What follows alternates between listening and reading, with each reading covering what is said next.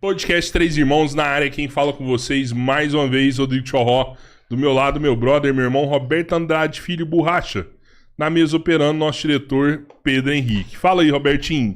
Boa tarde, tudo bem? Boa tarde, tudo bem? Fala aí, meus irmãos, beleza? Hã? Fala aí, meu irmão, bacana? Nossos convidados pediram, né? E a gente...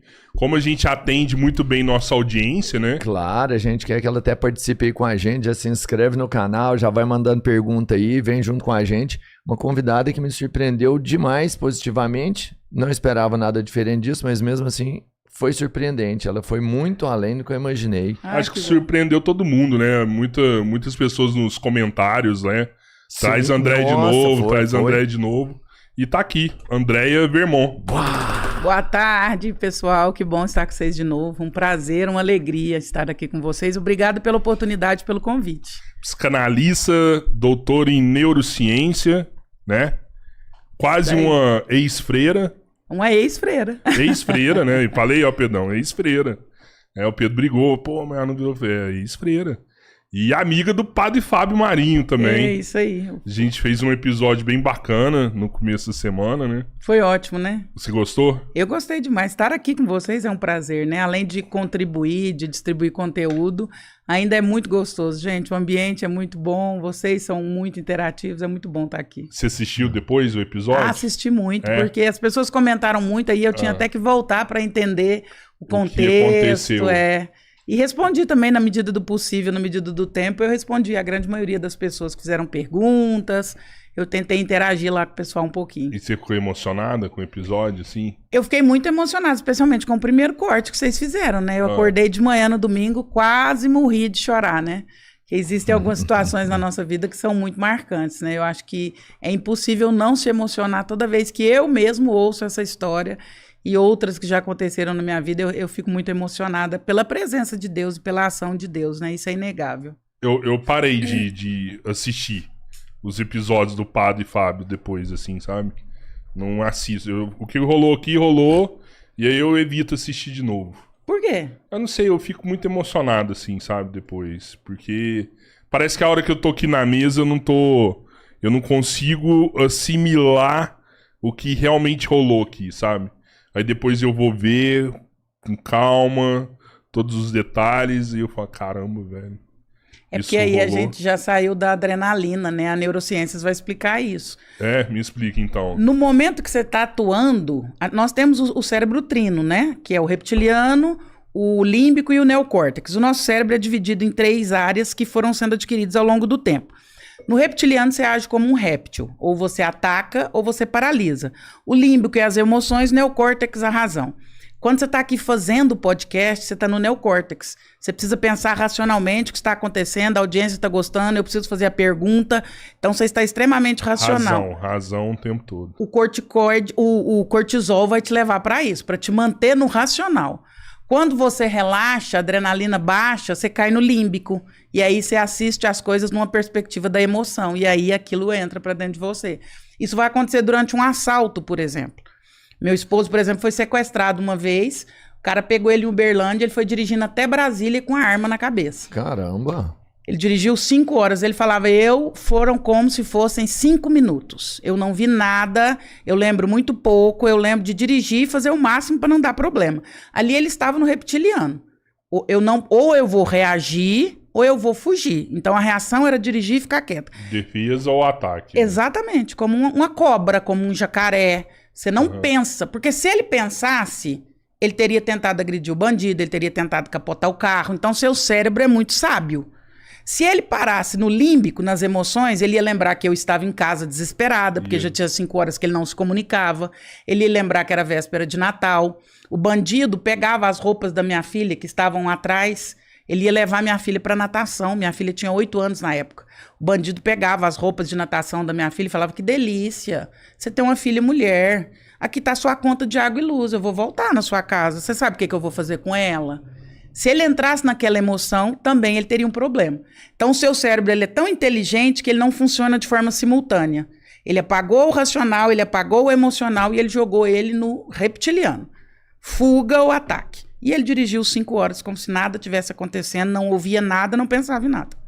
Então, como é que ele terminou isso? Eles soltaram ele, levou o carro? eles soltaram ele num matagal próximo a Brasília, torturaram, bateram e depois foram embora.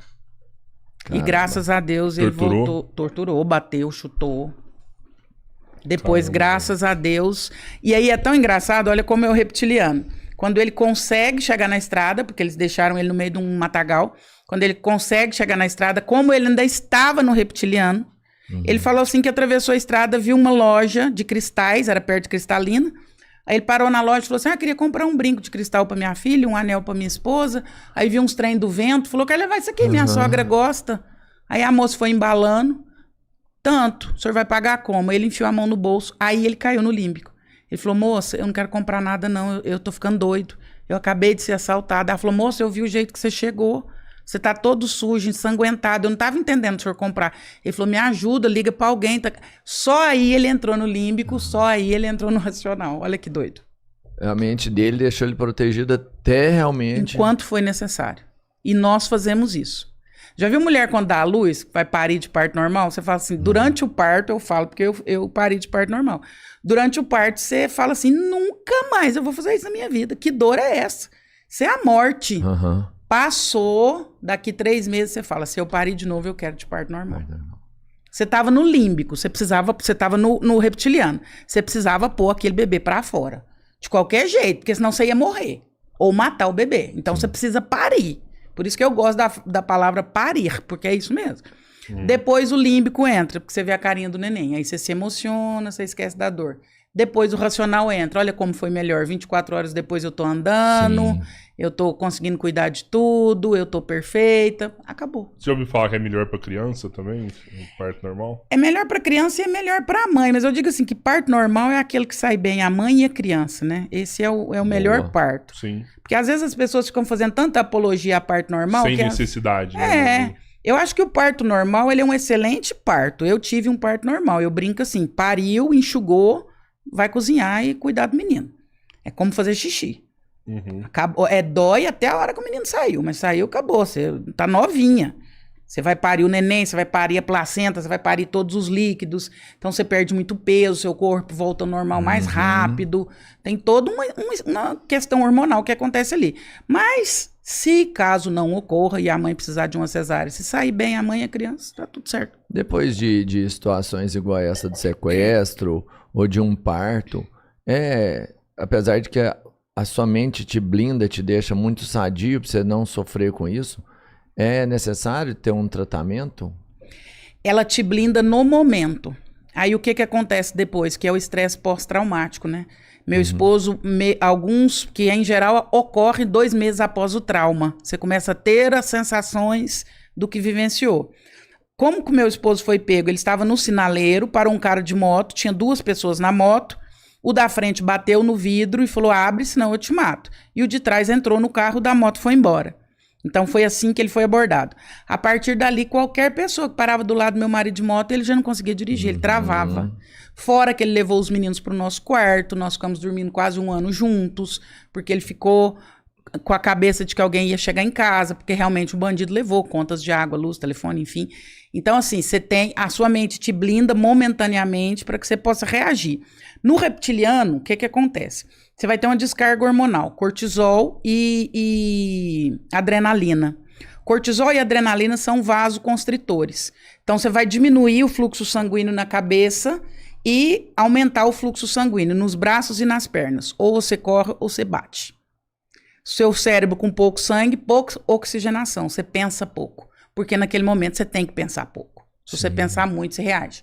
Meu irmão é policial militar, ele falava pro meu esposo, se sou eu tinha jogado esse carro na hora que passasse num posto de polícia, eu tinha batido esse carro do lado do bandido num caminhão, mas isso é porque você tá pensando racionalmente. E se ele faz isso, teria dado uma desgraça maior. Quando você tá acostumado com a situação, você parte a usar mais a área racional do cérebro, né? Seu irmão, por ser policial, ele já tem treinamento, já tem experiência, como né? Um médico, quando tá abrindo uma barriga, se fosse eu estaria desmaiando. Ele tá no racional, eu estaria no límbico. a experiência te joga no racional. E aí, isso é tão perigoso quando a gente estuda esse cérebro trino, porque com isso você se torna. Você tem um poder de manipulação muito grande. Então eu falo, por exemplo, às vezes eu dou cursos aí, já fiz alguns multinacionais, de neurovendas, por exemplo. Você tem que vender para o límbico. Você não pode vender para o racional. Você tem que vender para as emoções. Pegando a emoção da pessoa. Se você for fazer uma palestra, você tem que primeiro emocionar, para depois você trazer o conteúdo. Sim. Se você for fazer um podcast, você precisa trazer emoções. Tudo que o seu cérebro gravou, as memórias são coladas. A cola da memória é a emoção. Presta atenção, todas as suas memórias foram gravadas por uma emoção, ou alegre ou triste. Pode parar para refletir as suas memórias. É o cimento do pensamento. Então, né? se você quer que a sua marca grude na cabeça de alguém, emocione. Se você quer que seu produto venda, emocione. O difícil é trabalhar isso aí. Você ter isso já todo do lado racional. Como que eu vou trabalhar isso aí com a pessoa? Para que Esse é o ela difícil. entre no emocional? Sim, você fazer o jogo com ela. Ó, vou levar pra emoção, volta pra razão. Sabe, a pessoa fazer uma venda, fazer um atendimento, ter uma conversa calculada. O que eu tô fazendo agora? Você quer ver? Eu vou te mostrar os 3 caminhos. Por exemplo, pro reptiliano, onde a pessoa tem que só reagir. Ela não pode sentir e nem pensar. Lutador de UFC. O que o treinador dele vai fazer com ele antes? Exatamente esse trabalho. Ele vai blindar o racional e o límbico dele, o emocional. Você tem que ganhar, você tem que botar pra ferrar, você é o melhor, mata o cara, caiu, mata. Ele vai te fazer nesse trabalho pra que haja uma descarga de adrenalina e de cortisol e pra que esse cara só bate sem pensar. Ele tem que bater. Caiu, mata. Essa é a frase do treinador de UFC. Caiu, mata. Se cair e levantar, o cara é que vai te matar. Então ali eu joguei ele no reptiliano, no cérebro irracional. Emoções, 5 sentidos. Eu uma vez fiz um treinamento numa loja de bolsas, inclusive uma das maiores marcas do mundo. 5 sentidos. A pessoa chegou, a vitrine precisa estar linda, ela ainda está do lado de fora. As cores certas, o brilho certo, a luz certa. Qual sentido eu estou ativando? Da visão. Visão. Depois, parou alguém em frente à vitrine. A vendedora sai lá de fora, coloca a mão na pessoa e fala, você não quer entrar para conhecer um pouco dos nossos produtos? Ela tocou. Qual sentido eu estou ativando? Tato. Quando ela entra, ela fala, você aceita um espumante, uma água com gás, um cappuccino? Não, obrigada, eu não quero nada não. Ali começa uma descarga de serotonina, ocitocina. O seu racional começa a apagar. Quando eu te ofereço, dentro da loja, eu já ativei sua visão, eu já ativei o seu tato, agora eu vou ativar o seu paladar. Eu te dou uma água, ou eu te dou um espumante, ou eu te dou um cappuccino. 3 sentidos já estão ativados, o seu racional já está quase apagando. A loja tem um perfume próprio. O que eu ativei? Seu olfato. 4 sentidos. Seu cérebro já está inundado de serotonina e ocitocina. Você praticamente não pensa. Agora você se emociona e reage. E aí eu dou a cartada final. Qual bolsa você gostou? Ah, eu gostei daquela, mas eu não tenho dinheiro. Fulana, pega a bolsa. Menina, só para pôr no seu braço, para você experimentar, para que você possa ver. E aí eu mostro para ela e eu coloco ela com a bolsa. Ali, todos os argumentos cessaram. Ali o racional não pensa. Aí o racional tem uma tentativa de voltar. O cérebro daquela mulher fala assim para ela, você não tem dinheiro para isso. Você vai estar comprando uma bolsa de 20 mil reais, como é que você vai pagar isso? Você tá louca? E aí o racional tenta argumentar. E aí ela fala, não, mas é muito caro, eu não posso pagar. E aí a vendedora dá a pancada final no emocional. Ela vai falar assim, você trabalha tanto, eu posso dividir essa bolsa em 20 de 500 reais. Você merece. Não é possível que de tudo que você faz, você não mereça investir 500 reais em você. Ali acabou. Quando eu apelo para o mérito, o cérebro mergulha na ocitocina, na serotonina e a razão já era. Acabou. Acho que isso dá certo com Cara, mulher, não? Fala isso. Com homem não dá muito certo isso não, hein? A menos Se eu que te seja um mostrar- carro, O Robertinho você não vende uma dessas. Pra mim é mais assim, ó. difícil, mas... É mais difícil, mas a dica que eu percebi é o seguinte, não entre na loja. Você gosta de quê, Robertinho? Seu hobby? Não, eu não tenho, assim... Beber cerveja. Esse eu gosto. Você gosta de qualquer cerveja? Qualquer uma. Você gosta de artesanal? Ele gosta da mais Também. barata. É custo-benefício pra mim. Você Quanto vai mais pagar é num melhor. artesanal uns 28 reais uma garrafa? Eu não Não. costumo fazer isso. Mas você pagaria? Não. Não, acho que não. Então ele é extremamente difícil. Mas se você falar, não se você falar que tem um artesanal por R$6,50, ele compra... Aí eu tomo artesanal. E a outra, se for R$3? Ele compra 4 caixas. É assim, eu vou te explicar como que eu funciono hoje, falando da cerveja. Hoje ficou tudo ficou praticamente muito acessível. Eu, por exemplo, eu não sei, pode ser uma idiotice minha, mas eu tomo cerveja puro malte. Por quê? Nada, pelo simples escrito, puro malte, que eu já estou induzido. E tem cerveja puro malte, por exemplo, com preço de cerveja comum, uma Pilsen normal. E aí eu vejo lá, tipo assim, tem essa, eu chego e falo assim, qual que você tem puro malte? Essa. Qual que é o valor dela? Essa. Porque eu gosto, teoricamente, da tontura mais do que do sabor da cerveja. E todas elas. Às vezes, se tiver o teor alcoólico maior, eu peço primeiro. Não é o... A puro malte tem um teor alcoólico entendeu? maior. É pelo prazer final e não pelo sabor do momento ali, a minha cerveja. Não, acho que não. Porque você não fica tonto. Se fosse, você bebia pinga. Eu gosto de ficar alucinado. É verdade. Pinga. Eu não sou muito fã da dose, por exemplo. Agora, essa questão do cérebro também, ela é muito Nem pessoal. que Tem você gente gosta. que é mais... Assim como o músculo. Tem gente que é mais racional, menos emocional, menos reptiliano. Tem gente que é muito reptiliano. Já viu aquela pessoa que reage a tudo, que briga a tudo, que dá uma resposta com tudo? Uhum. Tem gente que é emocional demais. Então, é legal você falar disso aí. Eu acho que a pessoa reptiliana, ela sofre mais, assim, sabe? Não, racional sofre mais, não? Eu fico preocupado, assim, porque ela guarda o sofrimento dela dentro dela, ela não consegue se comunicar. E ela tá sempre na defesa, no ataque, na defesa, no ataque. Aquilo ali vai virando uma bolha dentro, assim, e chega uma hora fica incontrolável. E isso gera sofrimento pra essa pessoa, né? Gera sofrimento e, assim, ela é um risco, né? Pra ela e pro outro, né? Uhum. É aquela história, ou ele implode ou ele explode. Você só fica nesses dois botões, isso é perigoso. Sim. Se ele não implode, se ele não explode com o outro, ele implode. Sim. E aí ele vai ter doenças psicossomáticas, ele vai ter infarto, ele vai ter câncer. E como que uma pessoa dessa buscar ajuda? Precisa. E aí parece apologia, mas não é, né? Precisa fazer terapia para se autoconhecer. Uhum. Tem um santo da Igreja Católica, ele era um dos maiores confessores da Igreja Católica. As pessoas faziam fila quilométrica para confessar com ele. Qual era o argumento? As pessoas Você sabe diziam, o nome do santo? Eu esqueci, mas eu lembro até o final do podcast eu falo. As pessoas falavam, por que você vem confessar com ele? Tem padre ali que tá vazio, você vem com esse. Porque a sensação que eu tenho é que eu despejo tudo que eu tenho em cima dele. A hora que eu saio mais leve. E diz que as pessoas falavam absurdos pra ele, e ele plácido aqui com as mãozinhas debaixo da perna, plácido e tranquilo. Quando ele morreu, ele foi elevado a santo com 1 semana. De tão pleno que ele era. E aí, tudo que tem na casa de um santo retira-se para fazer um museu. A mesa dele era dessa grossura de madeira. Quando foram retirar a mesa dele para levar ao museu, só tinha o tampo. Todo o fundo da mesa tinha sido arrancado com a unha. Durante anos ele ouvia a confissão e ele sentia tanto ódio do que ele estava ouvindo e não colocava para fora, que ele ia arrancando farpa da mesa com a unha. A mesa só tinha o tampo. Essa é a pessoa que implode. Mas não sei. Mas... Eu acho que ele tava fazendo a função dele de padre, não? Sim, mas é que preço, né? Não tava. Você acha que não? Ele não tava fazendo a função de padre dele? A função de padre dele é ouvir, acolher, perdoar os pecados, mas também dar o feedback, é também corrigir.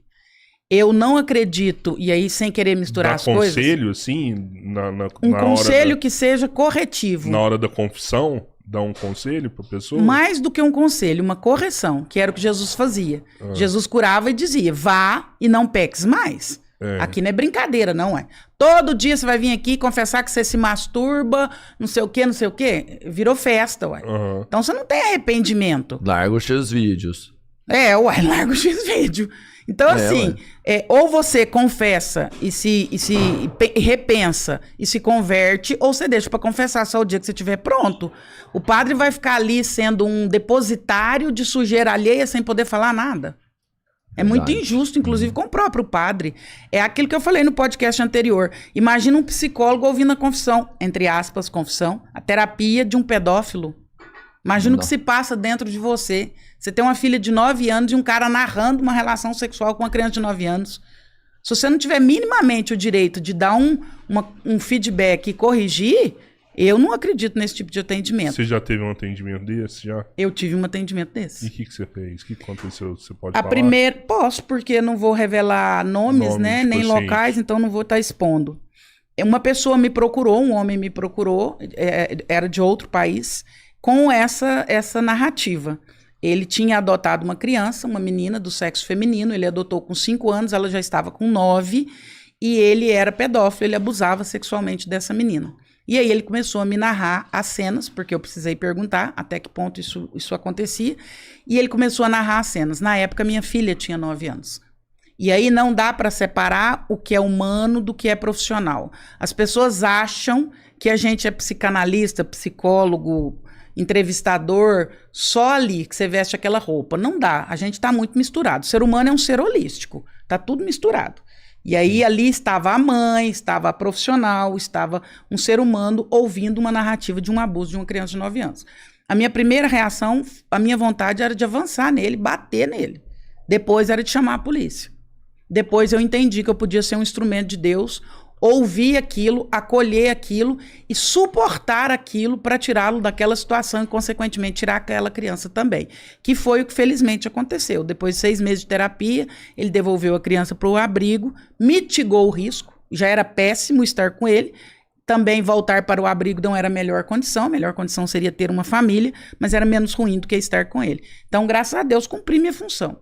Foi difícil, foi sofrido, mas graças a Deus a criança saiu de uma situação de abuso. Então, e uma denúncia não pode fazer? Não pode. A ética profissional nos protege e nos corrige e nos limita.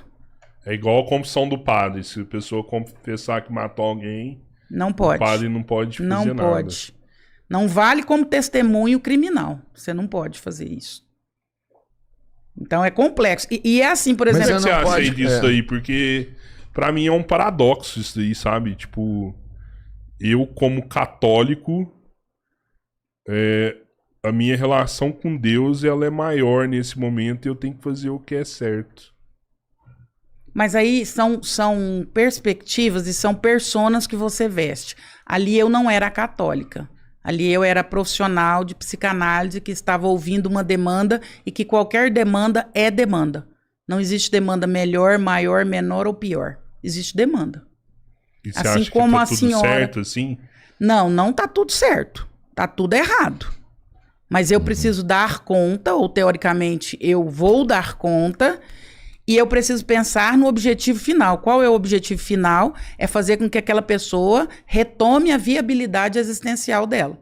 Aquele homem, naquele momento, ele estava inviável existencialmente, concorda? Concordo. Ele estava muito mais próximo de um bicho do que de um homem. Sim. Eu precisava devolver a ele a viabilidade existencial. Para aquela criança também. Ela também estava inviável existencialmente. Sim. E eu precisava. Então, ali naquele momento, eu fixo nisso. Eu preciso estar aqui para tirar essas duas pessoas dessa situação que elas estão vivendo. E aí você foca nisso. Ele estava sofrendo com isso aí? Ele estava sofrendo, você acredita? Por isso que ele te procurou? Ele estava sofrendo, por mais paradoxal que pareça. Porque a pedofilia, ela tem N nuances, né? Que vai desde o fetiche até a doença. E a pessoa sofre com esse comportamento. Ela, após o ato, ela sofre, por mais paradoxal que pareça, por mais que nós vamos receber crítica por estar falando isso aqui. Mas a pessoa sofre. É involuntário nele ali. Até certo ponto, sim. E é uma situação que quando a pessoa para depois para pensar, ela não gostaria de estar naquilo. Na verdade, todos os transtornos ou distúrbios, ninguém gostaria de estar passando por isso. Você acha que ele procura ajuda porque para ele tá vendo que é errado aquilo ali? Ou ele procura ajuda porque ele sabe que se não fizer algo, em algum momento vai dar ruim pra muito pior. No caso dele, ele tinha consciência que era errado, que era absolutamente errado, e ele queria sair daquela condição. Porque ele são duas coisas diferentes, né? São. Você pegar um cara que, vou parar de fazer porque, uma hora pode dar ruim pra mim, né, criminalmente. Então vou parar por conta disso. Mas existe arrependimento e egoísmo. Se fosse livre, ele faria ali sem problema nenhum. Existe arrependimento e egoísmo. Quando eu me arrependo porque eu sei que eu errei, é arrependimento. Quando eu tô preocupado no problema que o meu erro vai dar, é egoísmo. Sim. Egoísmo. Tem gente que não tá preocupada se te matar, sua família vai sofrer. Tem gente que tá preocupada que se te matar, ela vai sofrer. Ela vai pra cadeia. Vai ser ruim ficar confinada. A gente não pode confundir as duas coisas. As pessoas confundem. Ah, fulano se arrependeu. Talvez não. Talvez ele é egoísta e tá com medo de pagar a consequência. O Cabeleira falou do reptiliano. E a hora que ele me falou, ficou assim até... Eu fiquei até reflexivo sobre isso. Tipo assim, das pessoas que explodem ou não, né? Porque realmente ela vai sofrer. Porque ou ela tá defendendo muito ou ela tá atacando muito e as duas situações são ruins. Mas eu ainda imagino, tem um lado que é o pior ou o melhor que você deve usar, porque eu achava que o racional era sempre o pior, porque ele sempre tá pensando em tudo e isso acaba fazendo ele preocupar mais. Cara, não é, velho. Não, mas aí você não pode falar, você não é psicanalista. Não, eu vou te falar assim, eu vou te dar um exemplo do que aconteceu ontem Porque, comigo. não, mas no aí eu vou te Natal. dar um exemplo que aconteceu comigo. Tá, você quer falar? Então fala aí, depois eu falo. Você entende? Porque Qual que é o seguinte, exemplo? Qual que é o exemplo? o racional, ele tá sempre pensando na situação. E ele não vai resolver todas as situações. E explodir, cara, acredite, é bom. Não é ruim, não. Agora, você ficar mastigando um negócio sem conseguir engolir, e isso o racional faz tem mais exemplo? vezes por mais tempo. Tem, agora eu tô mastigando o que você tá fazendo aqui. Tá. Que eu tô querendo sofrendo? falar, você não tá deixando, mano. Tipo, Não, tá. Então eu vou dar um exemplo aqui que eu acho que é sofrido pra caramba. Por exemplo, ontem a gente tava na festa de Natal e... Ó, chegou uma coxinha aí. Ó. Ontem a gente tava na festa de Natal e minha esposa, ela guarda muito, assim, sabe? Ela é muito reptiliana, minha esposa. Ela guarda muito. Ela tem zero racional. Zero. E ontem ela tretou na festa, assim, sabe? Com um parente dela. Foi feio o negócio. Foi muito feio o negócio. E na hora eu até briguei com ela também. Falei, pô, você tá errada. Mas depois eu fui entender o que rolou. E, tipo assim, era uma parada que ela tava guardando há tanto tempo dentro dela, assim, sabe? Guardando, ela não colocava isso pra ninguém. E foi a hora que ela explodiu ontem mesmo. Ela explodiu por conta de uma parada que tava acontecendo há anos na vida dela, assim, sabe? Dela aguentando algo que ela não sabia como resolver aquilo ali. Ela não sabia como dialogar aquilo ali pra falar, ó, tá ruim. Ela não sabia acessar o lado dela racional pra resolver aquele problema. Que o lado racional resolveria facilmente o problema. Não era um problema difícil de resolver. Verdade. Era um problema que qualquer pessoa racional resolveria assim, ó, na hora. Verdade. Você, Robertinho, eu tenho certeza, você resolveria em 1 minuto. Em 1 minuto. Porque você é um cara extremamente racional. Cara, foi ruim pra caralho pra ela, velho. não, eu não Foi tenho dúvida. ruim pra sobre caralho isso, mesmo, sim. assim. Eu acho que a Tanto que consequência, às vezes, a hora, é pior. a hora mas- que eu cheguei aqui em casa, que eu fui analisar o que aconteceu, cara, eu fui lá e falei, mano, desculpa, Você velho. tá certo. Desculpa. E você sabe o Você que tava acontece? certinho. O reptiliano ele é muito mal visto. Eu tenho uma paciente no consultório, eu até prescrevi um livro para ela, Comunicação Não Violenta. Tudo que ela fala tá certo. Ou a maioria das coisas que ela fala, que ela pontua, que ela xinga, que ela briga, ela não está errada. Mas o jeito que ela fala é muito errado. Não sabe. Então o reptiliano, ele sofre demais, porque ele é visto como estourado, como sem educação, como grosso, porque ele não tem outro mecanismo. Ele é 8 ou 80. Ou ele guarda, ou quando ele fala, é um vulcão explodindo. E aí ele é mal visto, é o que aconteceu, que até você a julgou e depois, se você foi parar para pensar, ela estava certa.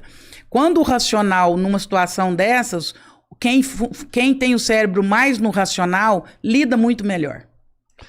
O que eu imagino é assim, e até por conhecer e vivenciar muito do que eles fazem. E meu irmão também é bem explosivo, muito nervoso. E eu já conversei isso com meu irmão. É assim, o racional, acho que ele sofre mais em consequência dos resultados dele. Porque ele vai e fala alguma coisa, não sabe falar do jeito certo, depois ele se arrepende, ele sofre, porque ele não soube administrar. Sofre mesmo, eu acredito que sim. Que o resultado do reptiliano, por exemplo, o resultado dele sempre vai machucá-lo.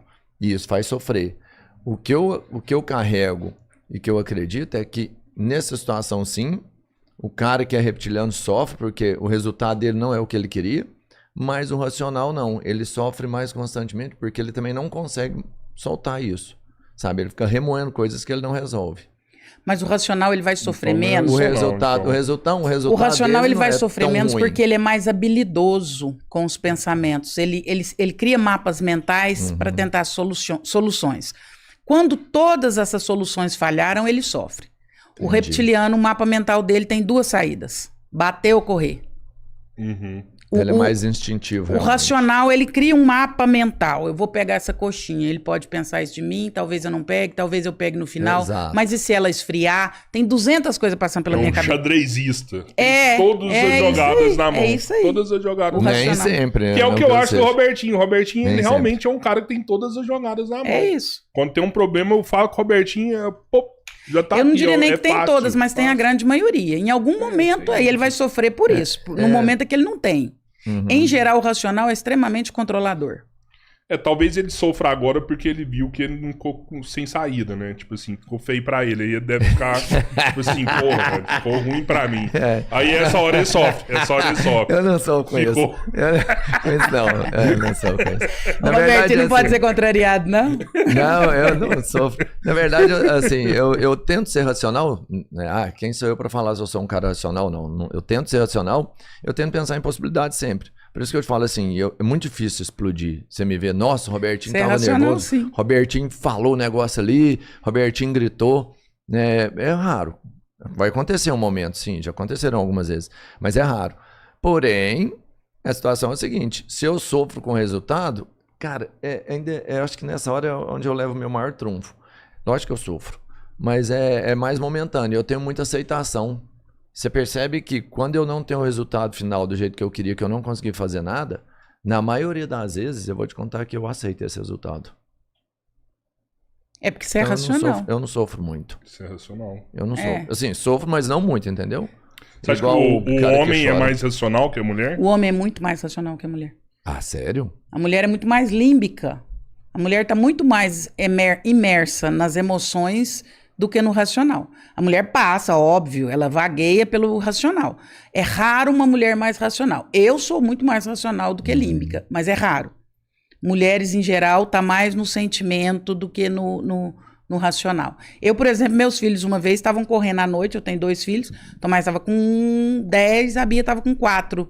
Eles, meia-noite, um correndo atrás do outro. A Bia foi olhar para trás, o Tomás estava vindo, arrumou a cabeça na quina. Abriu a testa e o supercílio. O sangue desceu. Quando ela olha para ele, ela já gritando, berrando, chorando, ela olhou para ele ensanguentado, ele começou a gritar também. Socorro, matei minha irmã. Eu sofria. Vamos lá, põe debaixo da água, vamos enxaguar, vamos ver o tamanho do buraco, vamos levar para o médico, o carro não está funcionando, pede o carro pro vizinho, eu sou a que vai pensar. Quando tudo está organizado, quando tudo acabou, quando as crianças voltaram com a cara costurada, aí eu vou deitar na cama e eu vou desabar. Talvez eu vou precisar até de um Rivotril debaixo da língua. Você faz terapia também? Opa, a vida inteira. É mesmo? Vixe. Você fazendo terapia? É. Quem sou eu se eu não Você fizer, tem um Rodrigão? terapeuta, assim, Ah, e você vê que preciso. faz diferença em você? As piores decisões que eu tomei na minha vida foi quando eu estava fora de terapia. Você precisa ter alguém com quem você estabelece trocas e alguém que te ajuda a enxergar o cenário numa visão de helicóptero ou de drone, né? Mas A a gente- terapia, até pra isso, pra um conselheiro também, todas as atitudes que você vai... Ah, sem dúvida. Quando você está imerso no meio de uma situação, você não é a melhor pessoa para opinar. Alguém de fora vê muito melhor. A gente tem que ter a humildade de reconhecer que a gente não consegue ver tudo, saber tudo. Alguém de fora vê muito melhor, com muito mais lucidez que a gente. Mas e o seu feeling, o sexto sentido feminino? Boa. Isso não vale de algo assim? Vale, mas não basta.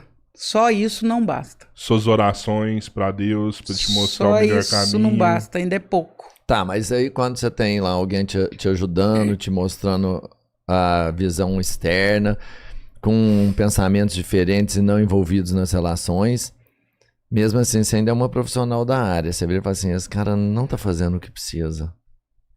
Esse é um problema. Esse é um problema. Eu sou extremamente Tá certo. crítica. Então eu brinco assim, por exemplo, eu já estive em igrejas evangélicas, católicas, blá, blá, blá, Aham. palestras. A pessoa me ganha ou me perde nos primeiros 3 minutos. Em Nossa, 3 sim? minutos. Ah, tem gente que é muito fraca. Na terapia também. Se eu sentar e a pessoa me falar meia groselha, não dá pra eu continuar. Assim, aí nesse ponto eu fico extremamente irritada. Assim. Aham. Eu não dou conta de gente que não fala coisa que não agrega. Outro dia um paciente chegou lá, achei muito engraçado. Ele falou assim, é a minha primeira sessão com você. Eu vou te pagar pra você me dizer o que você acha. Porque todos os psicólogos têm mania de eu contar as coisas e eles perguntar, o que você acha? Eu não quero saber o que eu acho, eu quero saber o que você, profissional, acha. O que eu acho, eu já sei. Ele tá certo. Você acha que ele tá certo? Certíssimo. Mas o psicólogo, ele não tem que mostrar o caminho pra pessoa, deixar ela enxergar. Você se encontrar, Ó, é eu vou deixar a sua visão mais limpa pra você enxergar o que Rodrigão, tá se ela acontecendo. fosse encontrar o caminho sozinha, ela já tinha encontrado. Se ela te procurou, ela precisa de um direcionamento. E isso eu falo o tempo todo nas minhas redes sociais e na minha terapia. Talvez por eu ter trabalhado em empresa, eu sou uma pessoa que trabalha com indicadores e resultados. Eu acho um absurdo você ficar 2 anos sentado num divã, blá, blá, blá, blá, blá, blá, blá, blá, blá, e alguém te perguntando, fale-me mais, fale-me mais. O que você acha sobre isso? Não é o paciente que tem que achar, quem tem que achar é você que está do outro lado. Você está sendo pago para dar uma opinião e um direcionamento. Eu, nas minhas sessões de terapia, as pessoas vão receber, sim, direcionamento. Eu vou levá-las a pensar, mas elas vão receber direcionamento. Eu acho que as pessoas trabalham com resultado. Ele está te pagando, ele precisa de um resultado, ué. Ele não pode ficar ali desabafando.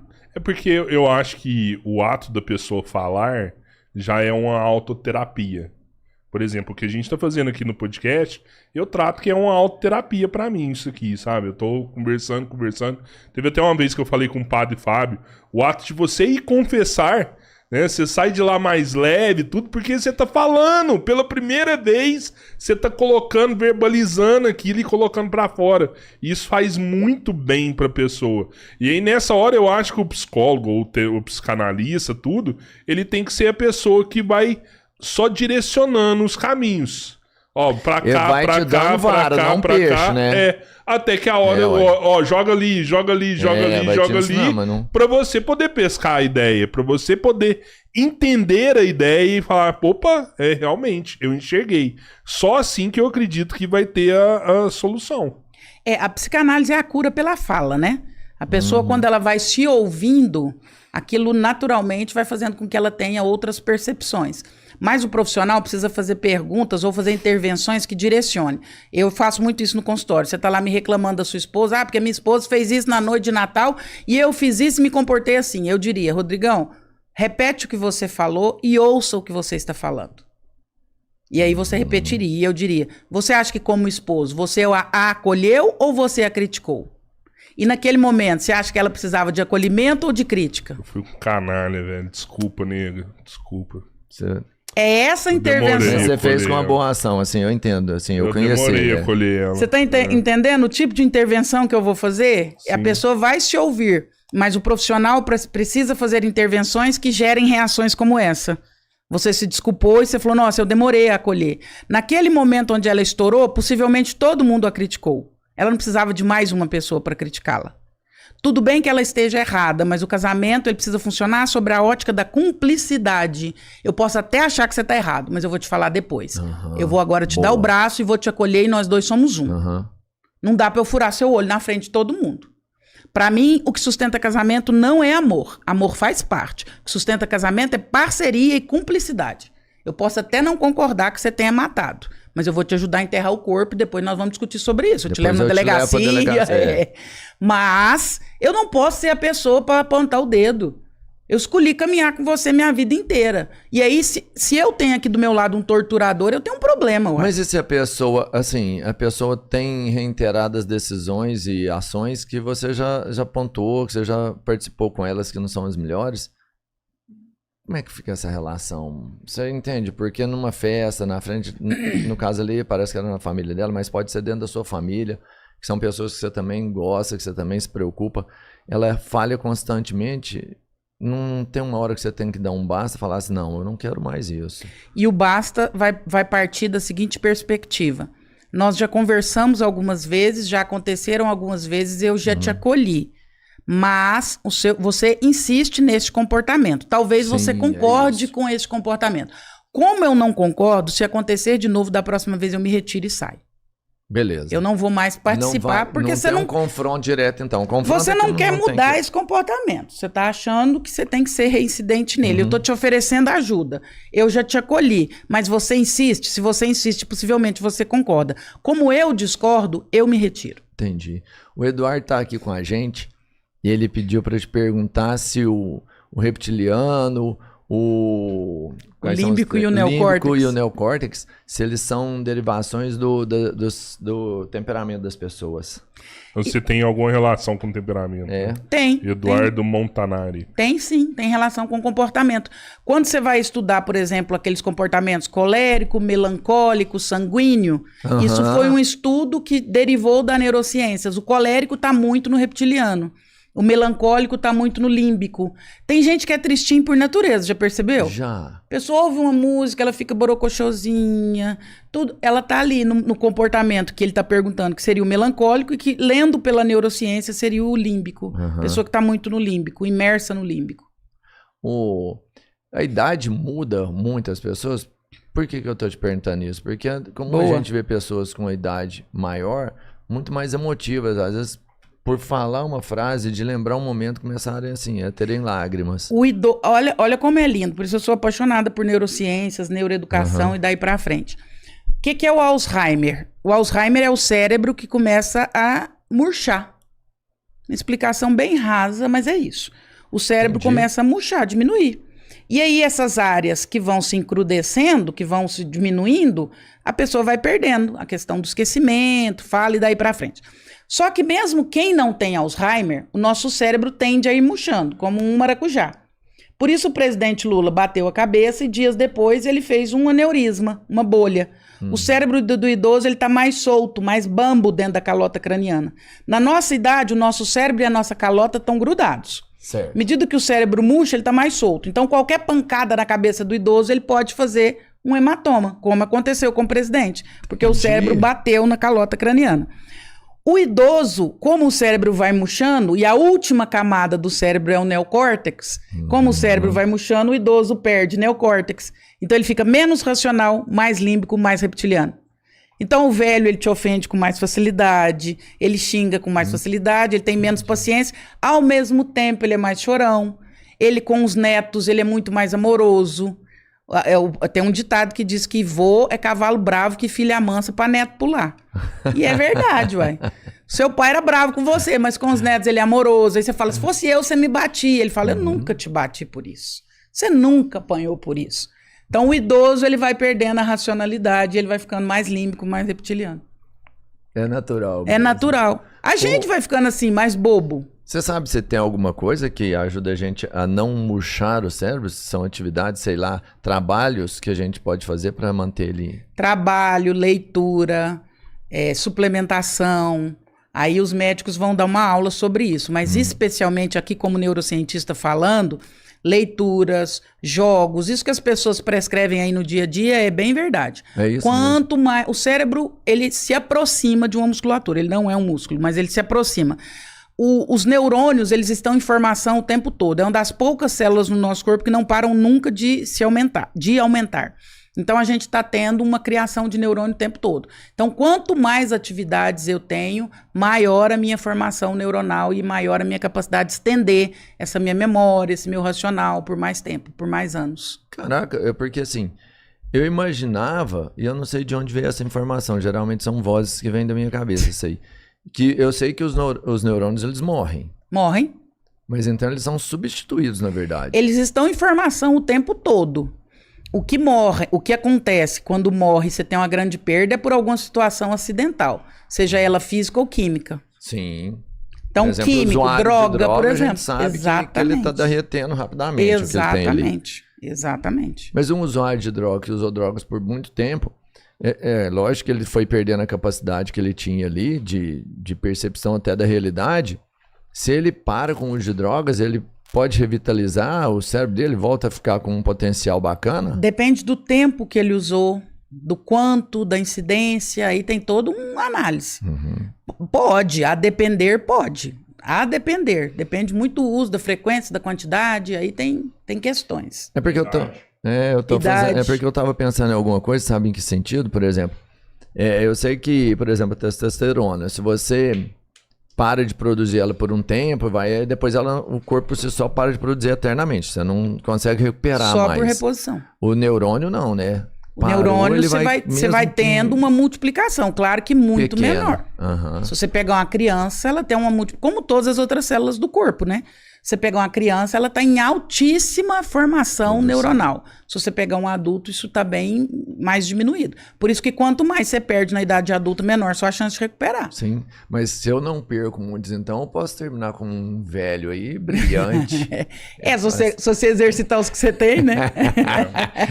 Não pensei em mim nessa hora, mas em algumas pessoas deve ser possível isso aí. Trabalhar as áreas do cérebro, né? A neuroplasticidade do cérebro. Ela faz... Exatamente. O Rodrigão falando de neuroplasticidade. Exato, né? Einstein é um velho que tinha, né? Se não só melhor, ele, mas né? vários outros, né? Você sabia que se Einstein existisse hoje, pesquisas realizadas e testes aplicados, Einstein teria um diagnóstico de TDAH. Eu já ouvi falar Ele teria isso, os dois, não era? Autismo e TDAH. Teria os dois. E aí as pessoas no último podcast fizeram todo um burburinho, né? Os haters. É um absurdo que essa mulher tá falando. Sério? Eu não... Muito... Eu não fiz apologia a bater e eu nem desmereci os diagnósticos e tive a oportunidade de conversar com algumas pessoas. Eu tenho dezenas de pacientes autistas e TDAH, crianças e adultos. Eu já diagnostiquei TDAH em adulto autismo em adulto com 32 anos. Adulto que já foi em vários médicos, em vários profissionais.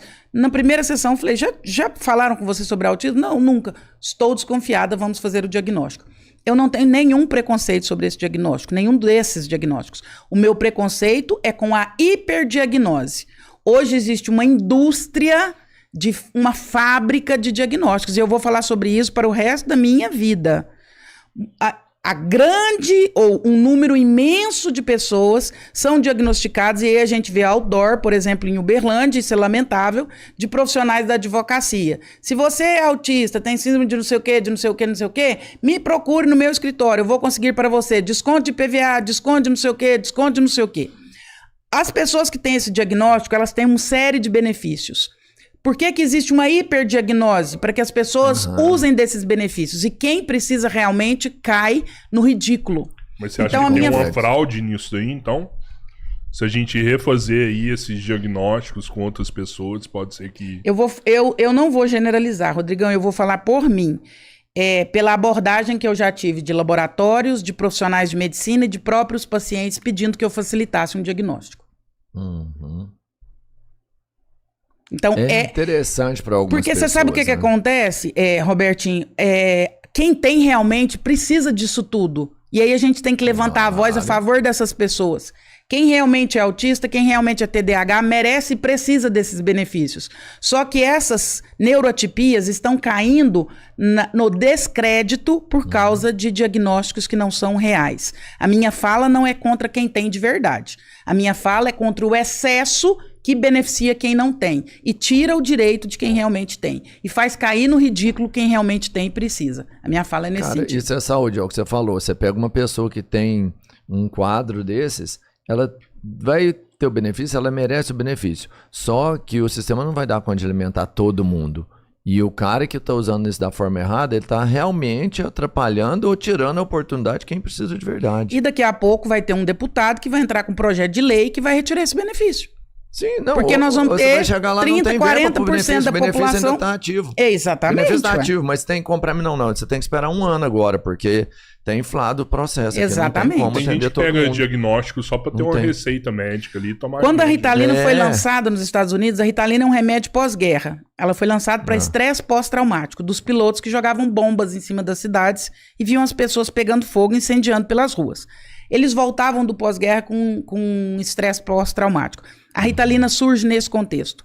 No primeiro ano em que a Ritalina nos Estados Unidos é prescrita para pacientes com TDAH, em larga escala, qualquer pessoa podia tomar Ritalina, nós tivemos 100 mil diagnósticos nos Estados Unidos, no primeiro ano. No segundo ano, 1,5 milhão de diagnósticos. Nossa. 15 vezes mais. Então, nós estamos falando de uma indústria farmacêutica que cria o diagnóstico primeiro e vende o remédio depois. A Ritalina, ela melhora o foco do TDAH? Sim. Tipo o que o Venvance faz. Exatamente. A Ritalina é o antecessor ao Venvance.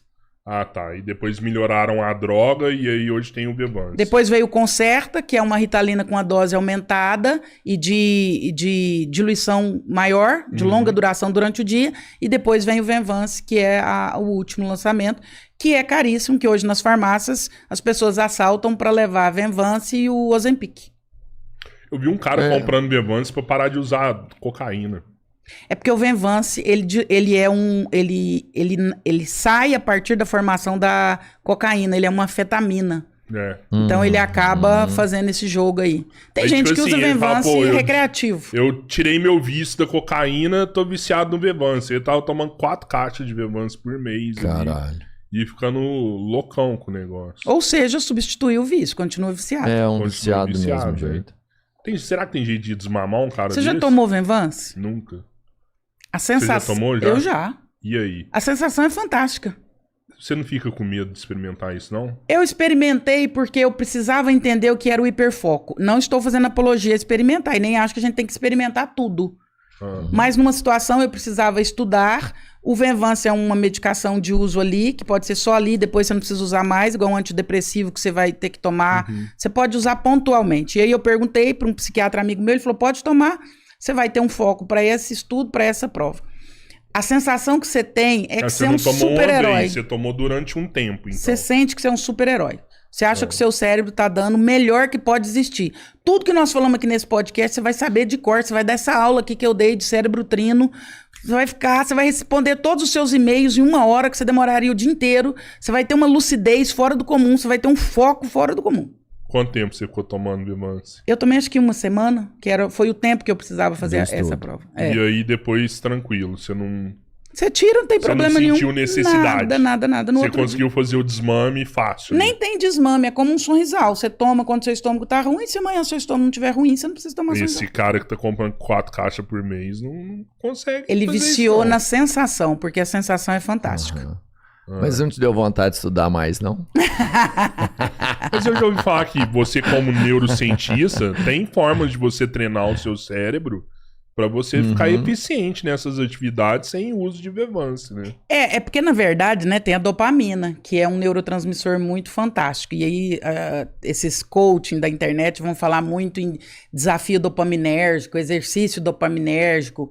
A dopamina é esse neurotransmissor que vai te dar essa sensação de foco, de potência. É um pouco daquilo que a gente experimenta quando você faz um exercício físico. Ou quando você faz um propósito durante todo o dia. Eu vou fazer dieta, eu vou fazer exercício, eu vou correr, eu vou comer bem, eu vou tratar bem as pessoas. E aí no final do dia você vê que você fez tudo. E aí você tem aquela sensação de, cara, eu sou foda, eu consegui. Esse é a descarga dopaminérgica. Que ela mas não chega nem próximo do que uma droga sintética vai te provocar, né? E aí nós estamos falando que é óbvio, isso é sintético. Não, vou te falar uma técnica, por exemplo, de eficiência. Porque eu acho que as pessoas, elas não sabem estudar. E aí por isso não tem eficiência e acabam recorrendo a esse tipo de droga. Né? Mas sei lá, eu comecei a ler algo e depois que eu leio eu medito sobre aquilo. Eu nunca tinha feito isso na vida. Então tipo assim, eu li um capítulo do livro aqui, acabei de ler 1 hora no máximo, aí eu sento ali e fico uma meia hora ali, pensando no que eu li. É uma forma de concretizar no seu cérebro e né, deixar aquele conhecimento mais enraizado. Mas é porque o seu cérebro... Você me explica. Boa isso aí, você aprendeu no Caravela? No Caravela. Cara, bom isso aí, hein? Isso aí eu não sabia esse método. Eu também não. O seu cérebro está vários. ajustado, o seu cérebro é um cérebro funcional. O cérebro do TDAH falta neurotransmissor.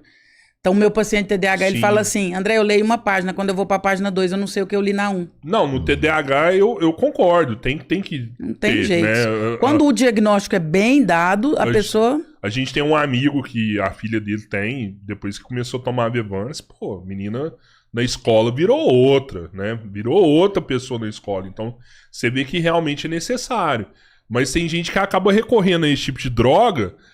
é a droga da inteligência, vai te deixar super-humano. Não é. E aí o cara não precisa, vai lá e toma. Ela é pra quem falta, ela não é pra quem tem. São os atalhos. A pessoa vai lá e busca como atalho.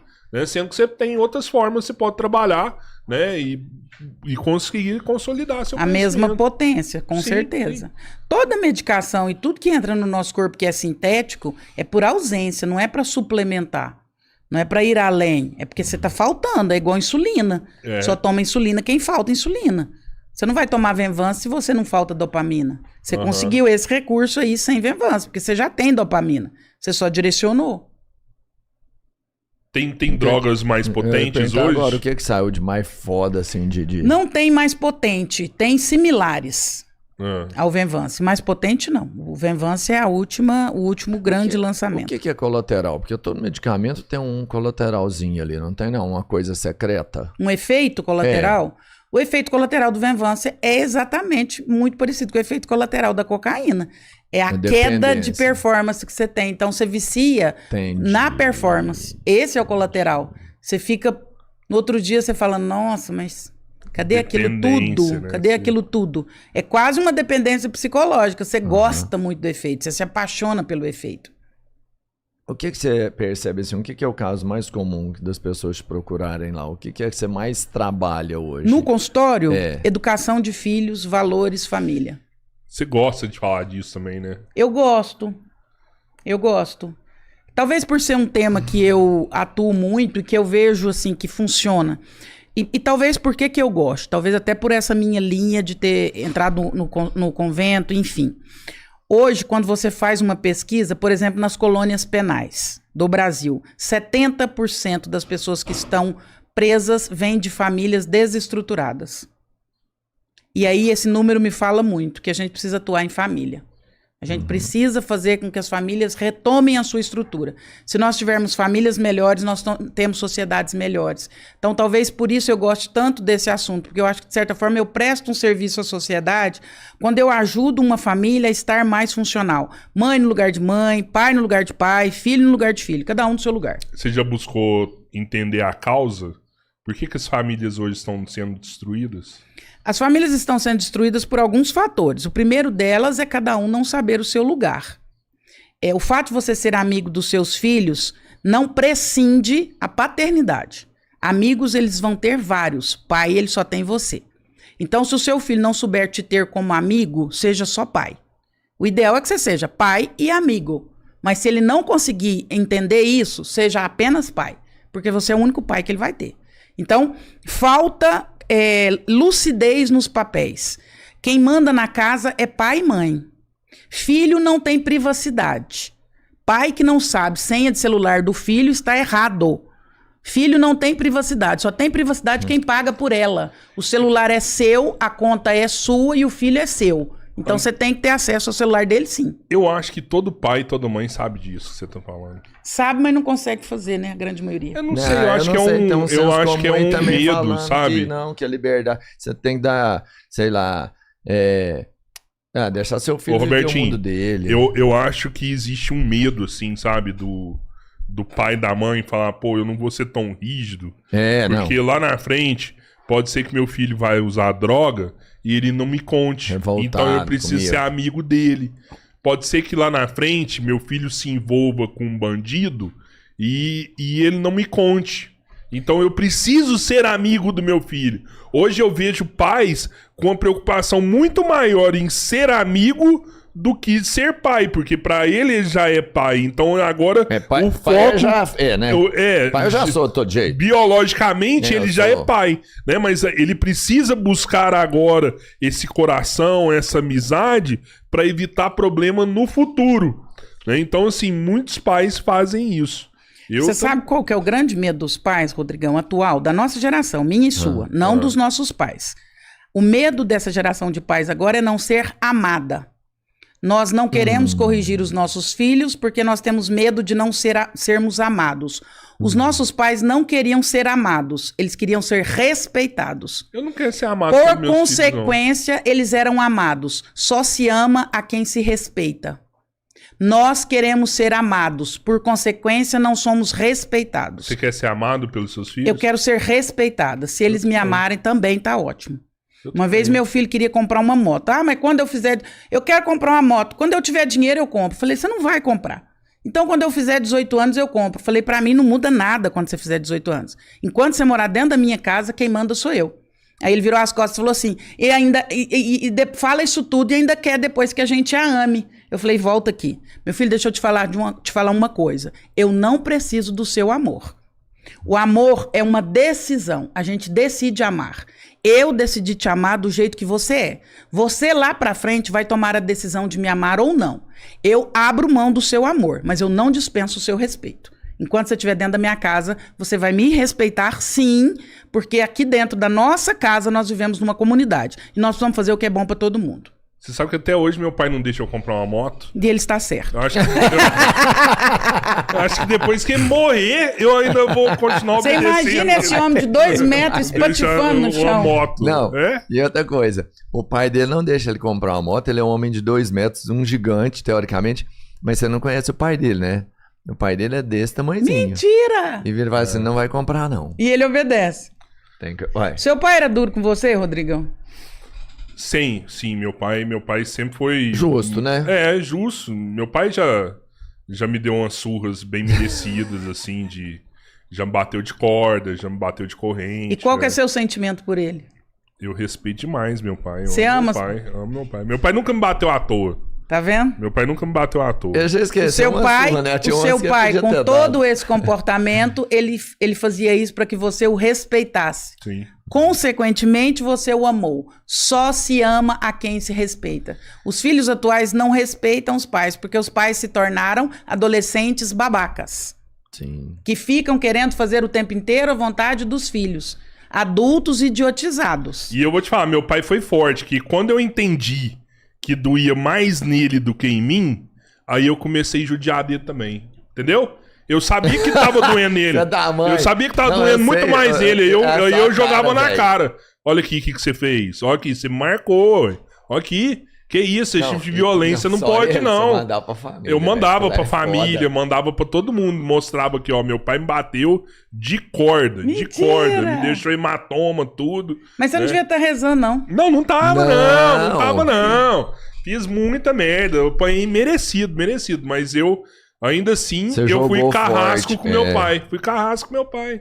Eu não faço apologia à surra, à pancada. Eu, particularmente, nunca bati nos meus filhos. Ou pouquíssimas vezes tive que fazer uma correção física. Minha filha tá aqui no estúdio, eles estão confirmando se é verdade. Pouquíssimas vezes eu precisei fazer uma correção física. Eu não faço apologia. Agora, apologia a limites eu faço. Apologia à autoridade eu faço. Autoridade é diferente de autoritarismo. O pai não tem que usar de autoritarismo, mas ele tem que usar de autoridade. Filho precisa obedecer pai e mãe. Onde acaba a autoridade, vira autoritarismo. O autoritarismo é quando você passa no excesso. Quando você não respeita que, apesar dele ser seu filho, ele é um ser humano. E um ser humano com vontades, com cérebro, com necessidades. Quando eu extravaso esse limite do humano, aí eu estou... É autoritarismo.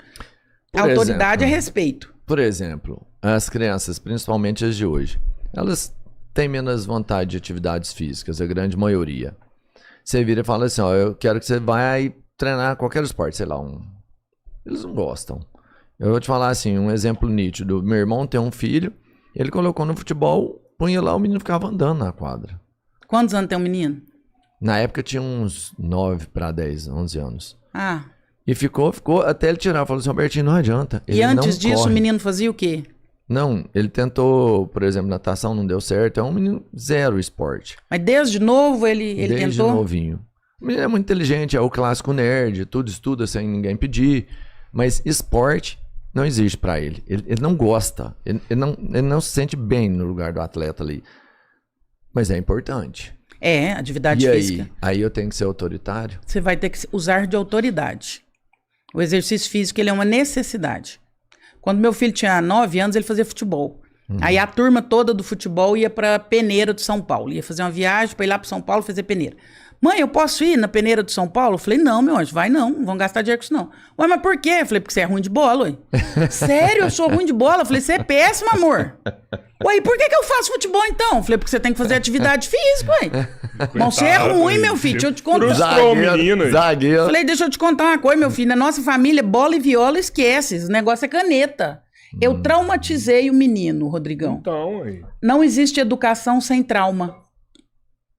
A palavra trauma vem do grego talmazém. Sabe aquele pauzinho que você colocava numa árvore quando ela entortava? Aí você punha um pauzinho e amarrava com arame? Sim. Aí a árvore entortava pro outro lado. Você punha um pauzinho e amarrava com arame. Quando a árvore crescia retinha, você retirava os arames. O que tinha ali onde estava o arame? Marca.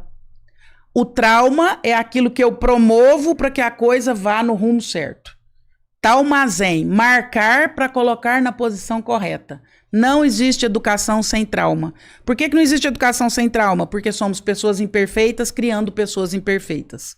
Ninguém me ensinou a ser mãe, eu aprendi com os meus filhos. Ninguém ensinou eles a ser filhos, eles estão aprendendo comigo. Então, naturalmente, nós vamos nos marcar juntos. Mas o importante é que a árvore cresça para cima, para o alto. Mas você não pode buscar conhecimento para não precisar errar de novo? Por mais conhecimento que você busque, você vai errar. Você vai errar. Concorda? Tipo, né? Vou me preparar. Eu entendo, assim. Vou ler aquele livro do Samitiba lá. Eu acho que a paternidade, a maternidade, ela pode ser diferente de várias formas, né? Tem várias metodologias, né? A gente conversou com a Psimama. Eu não consigo fazer o que ela faz. Eu acho quase impossível. Mas ela garante, se você estudar a metodologia dela, você vai educar seu filho com conversas, com... Ela garante isso aí. Ela tem sucesso, ela tem sucesso no que ela faz. Com isso. Né? Eu não consigo. Mas ela já falou que ela dá uns gritos, né? Ela me convenceu que ela consegue. Eu não consigo. Mas ela consegue só estudando muito, se preparando muito. Mas ela consegue sem frustrar... Porque o ser humano, aí eu vou recorrer à neurociência e à psicanálise. A frustração ela é necessária para o ser humano. Uma criança que não é frustrada se torna um adulto que não é frustrado. Um adulto que não é frustrado, ele comete, por exemplo, feminicídio quando a namorada termina com ele. Porque ela não quis ele. E aí ele ficou frustrado pela primeira vez na vida. A educação passa pela frustração. Mãe, eu quero isso. Não vai ter. Não, mas eu quero. Então agora você vai sentar e ficar quieto e pensar no que você está fazendo. Porque eu já te disse que não e é não. E você não tem condição de entender o porquê não. Mas nesse momento é não, porque não. Não porque não tem que ser usado. O não porque não tem que ser usado. Como é que você vai explicar para uma criança de 3 anos que ela não pode atravessar a rua? Como que você vai explicar? Trânsito, lei de trânsito, violência urbana, como que isso cabe no cérebro de uma criança de 3 anos? Ela não tem maturidade para entender sobre isso. Então o não porque não, ele é maravilhoso. Se eu fizer isso com um adulto, por exemplo, com a minha esposa, pode ser ainda, ela já é adulta. Não porque pode. É sim, porque não é não. Vamos, né? Não. Não, porque a sua esposa já tem toda a maturidade do cérebro dela neurológica, ela consegue pensar. Aí abuso. Olha o Robertinho querendo ser tóxico, Rodrigão. Não, só para saber que eu poderia usar. Vai que né? Não pode sim, não é não, pronto, acabou. Criança não, em alguns momentos, já tem condição de entender. A minha tem 17. Aí eu vou numa festa rave, não vai. Por quê? Porque tem isso. Isso não combina com a gente, nem com a educação que você recebeu. Você vai colocar sua vida em risco por isso. Aí ela tem condição de absorver. Aí não é não porque não. Mas uma criança de 3, de 5, o que ela dá conta de absorver? Você dá na medida do que ela dá conta. Não deu conta, não porque não. Mas você não acha que uma hora sua menina vai fazer alguma coisa escondida assim?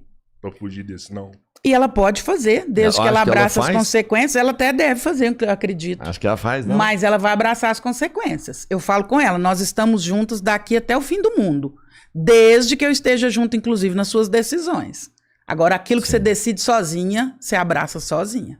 Aí eu não tô com você, não. Aí você tá sozinha.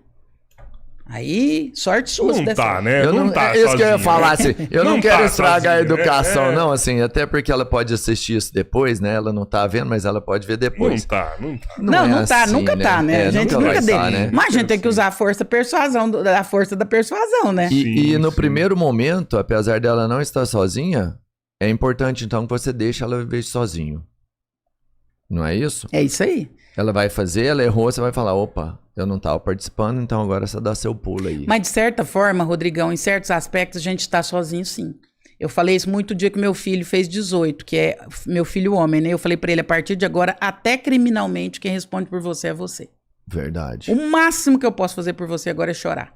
Não, pai e mãe, até certo ponto, aplaude. De certo ponto pra frente, ou chora ou aplaude. Sim. Vai chegar num momento da sua vida dos seus filhos que o máximo que você vai poder fazer é chorar e ajudar a catar os cacos. Então, de certa forma, fica sozinho. Você falou da sua menina aqui, e eu vou perguntar agora, porque senão depois eu esqueço, eu morro de ódio. Eu sei que, em especial, você já contou do acidente dela, quando ela, né, arrebentou o rosto na quina da parede, Mas isso não foi o pior. Teve um momento dela de 8 anos que esse sim foi uma história diferente, né? Ela teve uma pneumonia com 6, na verdade, né? Ela teve uma pneumonia grave e a pneumonia evoluiu para um pneumotórax de tanta infecção, demorou para diagnosticar. O pulmão dela rompeu e todo o líquido pulmonar caiu no abdômen e aí ela teve uma septicemia.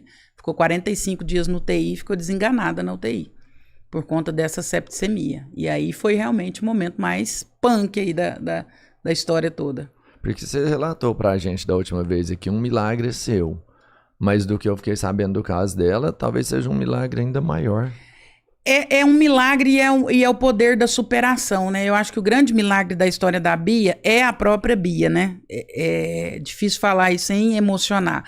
Ela lutou pela vida dela. E o médico falou muito isso pra mim. Quando ela entrou pro centro cirúrgico na última cirurgia, pra você ter ideia, o pulmão da Bia, ela perdeu 100% de um pulmão, 70% do outro. Imagina um mamão mofado, podre, e você vai pegar esse mamão e vai retirando as partes estragadas para ver o que aproveita no mamão ou na fruta. Ela entrou pro centro cirúrgico para fazer isso, uma decorticação de pulmão. O médico falou, André, te explicando na prática, eu vou pegar o pulmão dela e eu vou cortando tudo que não presta. E eu vou deixar só o que presta. Caramba. Vamos ver se sobra alguma coisa. Eu falei, doutor, qual que é a chance do senhor me devolvê-la viva daqui 1h30 após essa cirurgia? Ele falou, infelizmente, só de 10%. Eu tinha uma criança de 6 anos deitada em cima de uma maca que já pesava 19 quilos. O braço dela estava dessa finura.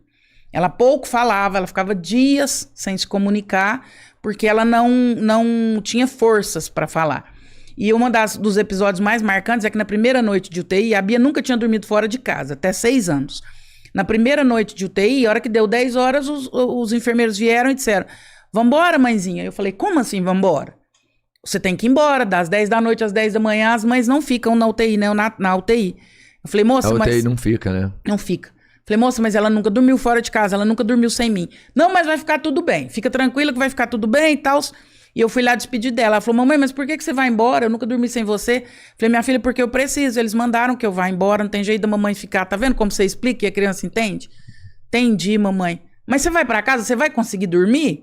Eu falei, minha filha... Como que eu vou conseguir dormir imaginando que você está no UTI? A mamãe vai passar a noite, mas dormir a mamãe não vai. Ela falou, então faz assim, fica aí de fora. Só de eu pensar que a senhora está lá na porta do hospital, eu vou ter mais força para lutar.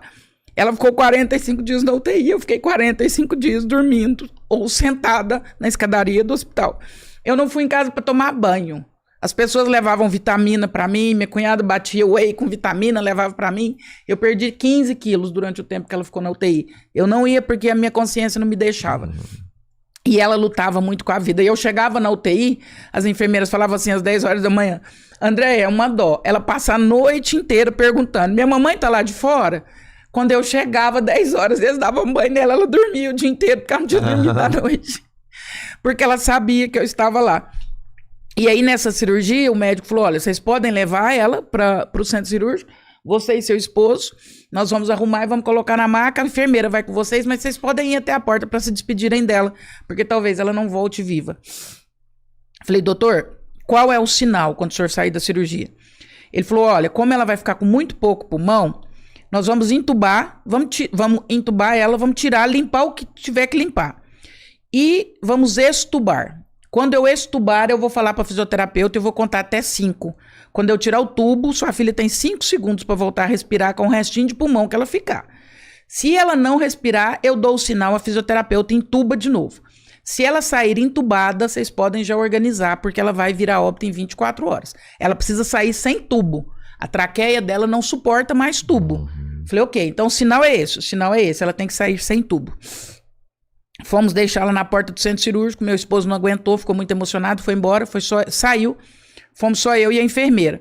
Quando eu cheguei na porta do centro cirúrgico, e por isso eu falo, o grande milagre é a Beatriz, ela é o milagre, porque ela lutou muito pela vida dela. Quando nós chegamos na porta do centro cirúrgico, a enfermeira de dentro do centro cirúrgico puxou a maca, e eu empurrei a maca. Quando eu empurrei a maca, ela levantou a mãozinha. Aí eu falei pra enfermeira, espera só 1 minuto, ela quer falar. E eu olhei pra ela na maca e falei, minha filha, o que tá acontecendo? Você quer falar alguma coisa pra mamãe? Já tinha alguns dias que ela não falava. Ela me olhou e falou, mamãe, me responde uma coisa. Falei, o que, meu bem? Ela falou, eu vou morrer? Eu falo que aquela foi a pergunta mais difícil da minha vida, porque eu nunca menti pra ela. até hoje. Eu não podia mentir para ela. Se eu dissesse que ela iria morrer, eu estaria mentindo. Eu não tinha essa certeza. Se eu dissesse, você não vai morrer, eu também estaria mentindo. Eu não tinha essa certeza. Na hora me veio um versículo bíblico, eu falei, minha filha, mamãe não sabe te responder. Mas existe uma palavra na Bíblia que diz, se só dois, acreditarem a respeito de qualquer coisa, Deus faz um milagre. Seu pai não acredita mais, os médicos não acreditam mais, até as pessoas que estão rezando pela gente já desacreditaram. Mas a mamãe acredita. Eu acredito que você não vai morrer, mas a mamãe está sozinha. A Bíblia fala que é 2. Nesse momento ela levantou o bracinho e falou, agora nós somos 2. Mamãe, eu também acredito. Falei, pronto, filha, se nós somos 2, o milagre vai acontecer. 1h30 depois ela saiu do centro cirúrgico, eles saíram correndo, lógico, voltaram com ela para UTI, sem tubo. O médico veio de dentro do centro cirúrgico, veio chorando, tirou a máscara, tirou o óculos. Falei, doutor, o que aconteceu? Minha filha vai virar óbito? Ele falou, olha mãe, deixa eu te falar uma coisa. Doutor Vivaldi Lobato, eu sou ateu. Eu pouco acredito em poucas coisas, mas se você precisar que algum dia alguém assine um milagre, eu assino. Ele falou, eu nunca vi ninguém com tanta vontade de viver na minha vida. Ele falou, para você ter ideia, sua filha perdeu muito de um pulmão e ficou com 30% de outro. Nós estubamos e eu falei para fisioterapeuta o que eu tinha dito para você. Eu vou contar até 5 e se ela não respirar sozinha, você entuba de novo. Ele falou, mãe, eu contei 1, 2, 3. Quando eu falei 3, a sua filha puxou o pulmão e puxou o ar com tanta vontade que ela começou a respirar sozinha de novo e nesse momento ela está sem tubo. Ele falou, eu nunca vi ninguém com tanta vontade de viver. Ele falou, a sua filha questionou a minha vontade de viver. Eu não sei se eu venho para o hospital com essa vontade de viver todos os dias. Eu não sei se as pessoas que estão aqui têm tanta vontade de viver. A sua filha me fez repensar a minha vida. Essa menina tem muita vontade de viver, valoriza o esforço dessa menina. Ela ficou no UTI ali mais uns 10 dias, depois fomos para o quarto e depois fomos para casa. Então, a grande intervenção divina na vida da Bia foi divina, mas foi muito dela. Eu falo o seguinte, isso eu falo até em palestras. Eu posso querer muito para você, Robertinho, mas se você não quiser junto comigo. Eu podia querer muito para a Bia naquele dia. Deus podia querer muito para a Bia naquele dia, mas se ela não quisesse, nem Deus pode fazer. Tudo passa por mim. Todas as coisas que vão ser realizadas passam por mim, inclusive a intervenção divina. Se eu não quiser que as coisas aconteçam, elas não acontecerão, porque Deus deixou claro, precisa de 2. 2 acreditarem a respeito de qualquer coisa. Então eu falo muito em palestras, não adianta essa empresa estar aqui te proporcionando essa palestra, não adianta seu líder querer, não adianta sua mãe querer que você seja uma pessoa melhor, não adianta você acreditar no podcast e ele não acreditar. Se 2 não estiverem no mesmo propósito, nem Deus pode fazer. E aí, para mim, esse é o grande milagre ali que acontece. Essa é a grande situação.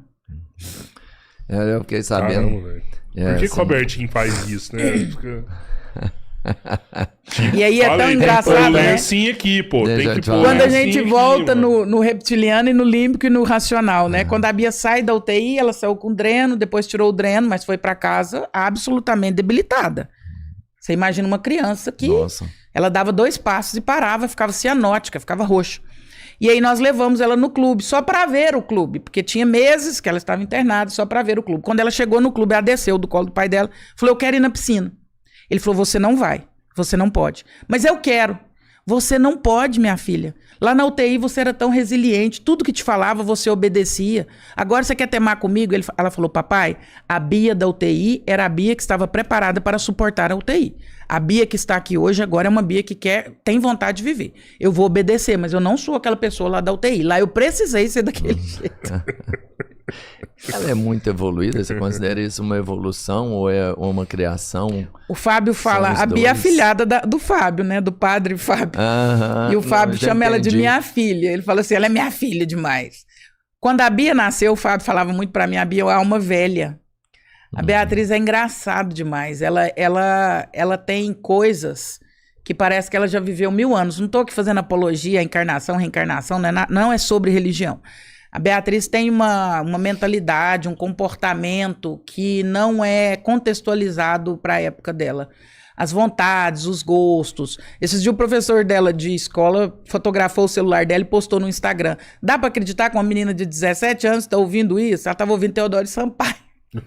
Ela ouve música raiz, ela Ainda gosta gosta de boa música, tem isso também. gosta de música raiz, gosta de arroz, feijão, quiabo, jiló.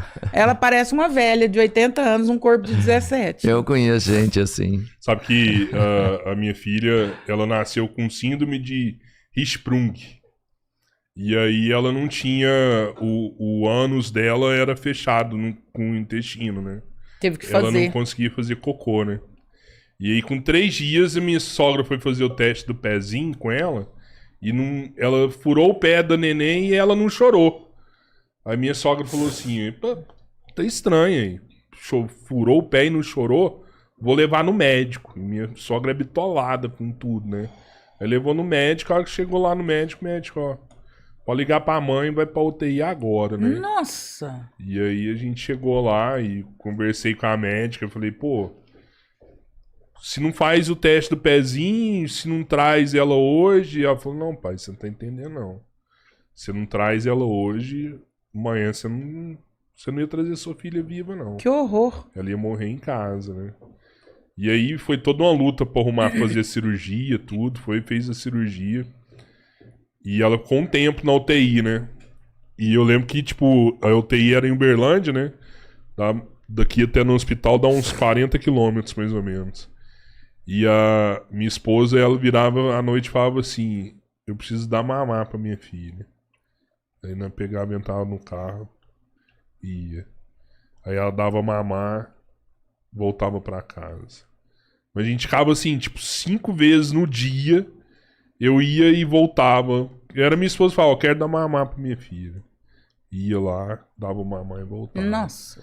Mas assim, a conexão das duas nessa hora, assim, era tão poderosa, sabe? Eu acho que uma das coisas que fez minha filha sobreviver, porque ela também nasceu prematura, tudo, né? Nossa, lutou, hein? Uma das coisas que fez era essa conexão, assim, sabe? Da minha esposa com a minha filha. Depois do amor de Deus, o amor mais perfeito que tem é o amor de mãe, sem querer desmerecer o pai. Mas o amor de mãe é uma conexão que é algo sobrenatural. Alguém morou dentro de você 9 meses, gente. Isso é muito forte. Não, Você morou dentro da sua mãe 9 meses. Isso é uma coisa que é indelével, não dá pra apagar isso. É muito forte. E eu vi uma coisa que eu jurava que assim, o espermatozoide escolhia. Nem a mãe escolhe o filho. A mãe escolhe, né? Mostrou um estudo novo. É o óvulo que o óvulo escolhe. seleciona. Então a mãe já escolheu o filho que vai vir ali antes. E o pós-operatório dessa cirurgia tem um...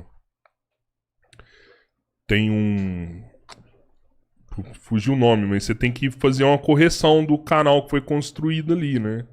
Fisioterapia. E aí é tipo uma fisioterapia, só que aí você tem que pegar e introduzir um negócio no ânus do bebê, né? E, cara, uma prótese. E minha esposa fazia isso, ela chorava de um tanto, a neném chorava. Cara, mas era tanto sofrimento, assim. Nessa hora você vê, o tanto que a mãe, ela é extremamente forte. É sobrenatural, o amor de mãe é sobrenatural. Não é sobrenatural. perfeito, mas é sobrenatural. Eu falo que quando Camões escreveu aquele poema, ele estava falando de um amor de mãe. Amor é fogo que arde sem se ver, é ferida que dói e não se sente, é um não contentar-se de contente. Se o filho não dorme, você reclama. Se ele dorme demais, você também não dorme, porque você tá com medo de ter morrido. Aí você fica lá a noite inteira, põe na mão. É um amor que você fica feliz e triste ao mesmo tempo.